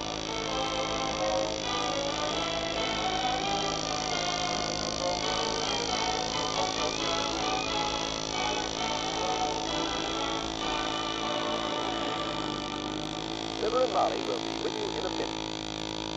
The way to make America secure is to be secure yourself, and the best time to start is now. Do it by investing your spare dollars in United States Savings Fund.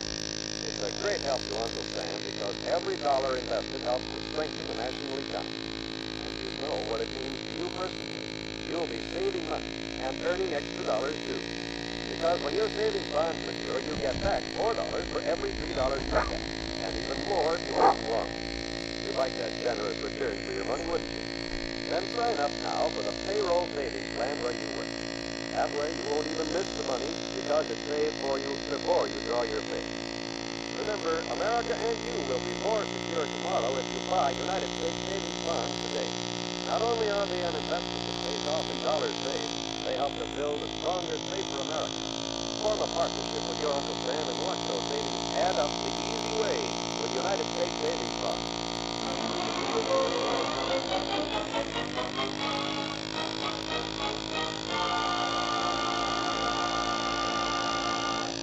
Looks like Mr. McGee has really done it this time. He discovered a quick-drying cement that holds metal to metal like it was welded together.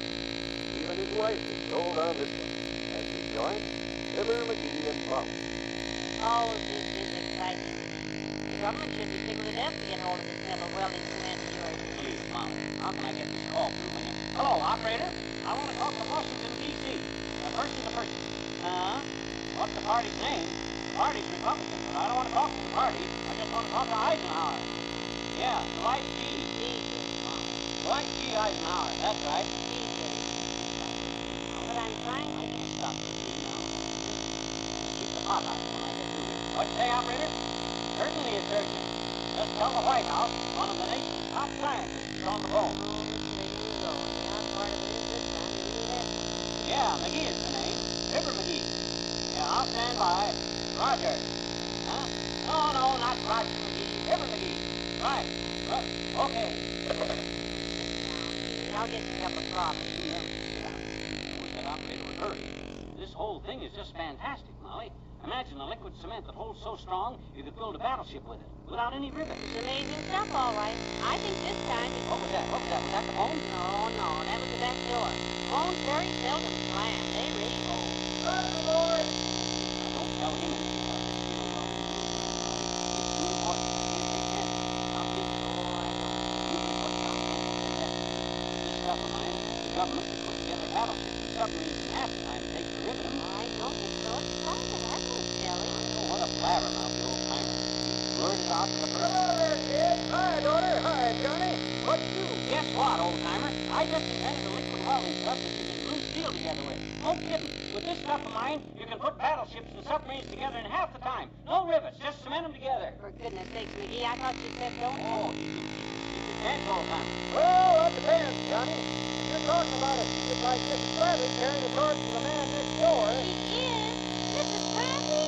She was the last time I was over there, daughter. Her lights were out and she had to join where the fuse box was. That's the kind of secret you're talking about, kid. I'm a regular blabbermouth. But when it comes to a military secret like, well, what you say you can do with that stuff, Johnny? Fast and metal together. It holds stronger than rounding. Why, you can glue battleships together with it. Johnny, it'll never be popular. Huh? Can't see any sense in sticking battleships together anyhow. You take and cement 4 or 5 battleships together, they'd be too unhandy to steer. I mean at the shipyard, they can take pieces of metal and cement them together and build a battleship. That's so, John. Well, how it really works. Don't you tell anybody, understand? Top secret. Don't worry, Johnny. I won't tell that one to a soul. Good. I'd be too embarrassed. Two battleships together. Well, I think your secret is safe with him, all right. Well, we gotta be careful. I bet enemy agents would give their right eye to get hold of a formula like that. Doggone it, why don't I get that phone call? Do you suppose it could possibly be because Mr. Eisenhower's in the secret? Ain't got time to come to the phone right now. You can keep that one. Just call me back. This thing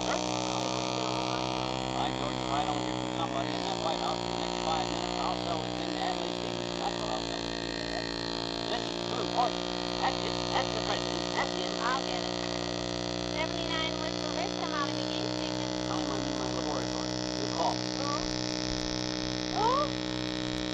Mamie? Mamie? Well, isn't this a pleasant surprise? I never expected you. Yeah, imagine him having her call. Ask her where I do. I'll call Cecil. Mamie Haggerty. Haggerty. I haven't seen you since high school, Mamie. When did you get to town? Tell her to get off.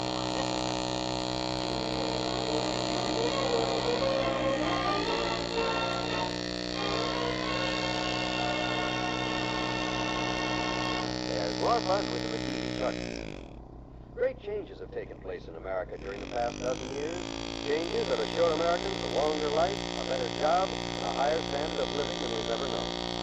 In these past dozen years, America has enjoyed an almost miraculous expansion, which has brought new homes, new highways, new schools, new hospitals, yes, even new cities. What does this mean? In a nutshell, it means that the future of America is secure. Despite temporary variations and downswings, the trend of employment and earnings has been spectacularly upward.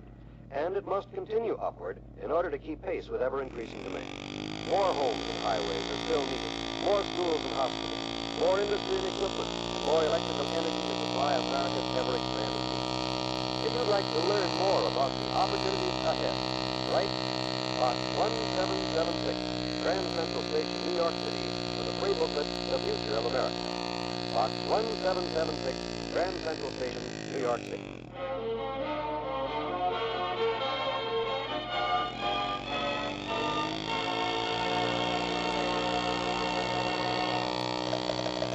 Hello, operator. Hello. What's happening on that call to Washington, D.C., the White House? I can believe you're going into wrong. Well, if you can't reach the president personal, I'll talk to the next in command. Just a minute. Molly, who's next in command? I'll let you in. You want to talk about a deal for him, battleship, or submarine? I think you call it Secretary of the Navy. Hey, that's right. I never thought of that. Hello, operator. Get me the Secretary of the Navy in Washington. Just tell him... What's that? Secretary of the Navy's out of town, huh? Well, let me talk to his... hello? Hello? Oh, for the cutoff. Hang on, she'll be back. Hey, when she does come back, who's next in command after the Secretary of the Navy, anyhow? Well, I don't know, unless maybe some admiral or somebody. Oh, yeah. Who's that Navy guy we saw on the newsreel the other night? You know, that admiral that's in charge of them ships on maneuvers in the Arctic. Remember? Oh, yeah. What was his name? Oh, Halstead. Yeah. That's it. Admiral Farragut Halstead. That's it. He's the... Hello? Yes, I'm still on the line. The supervisor this time. Now, watch this, kiddo. Move over. Let me listen in. Hello, sir. This is the long-distance supervisor in Washington, D.C. We're having a little trouble on the line. Were you cut off, sir? Cut off? No, I grew... cut off. Yes. Yes, you did cut me off at a rather bad time, too. I was talking to Admiral Farragut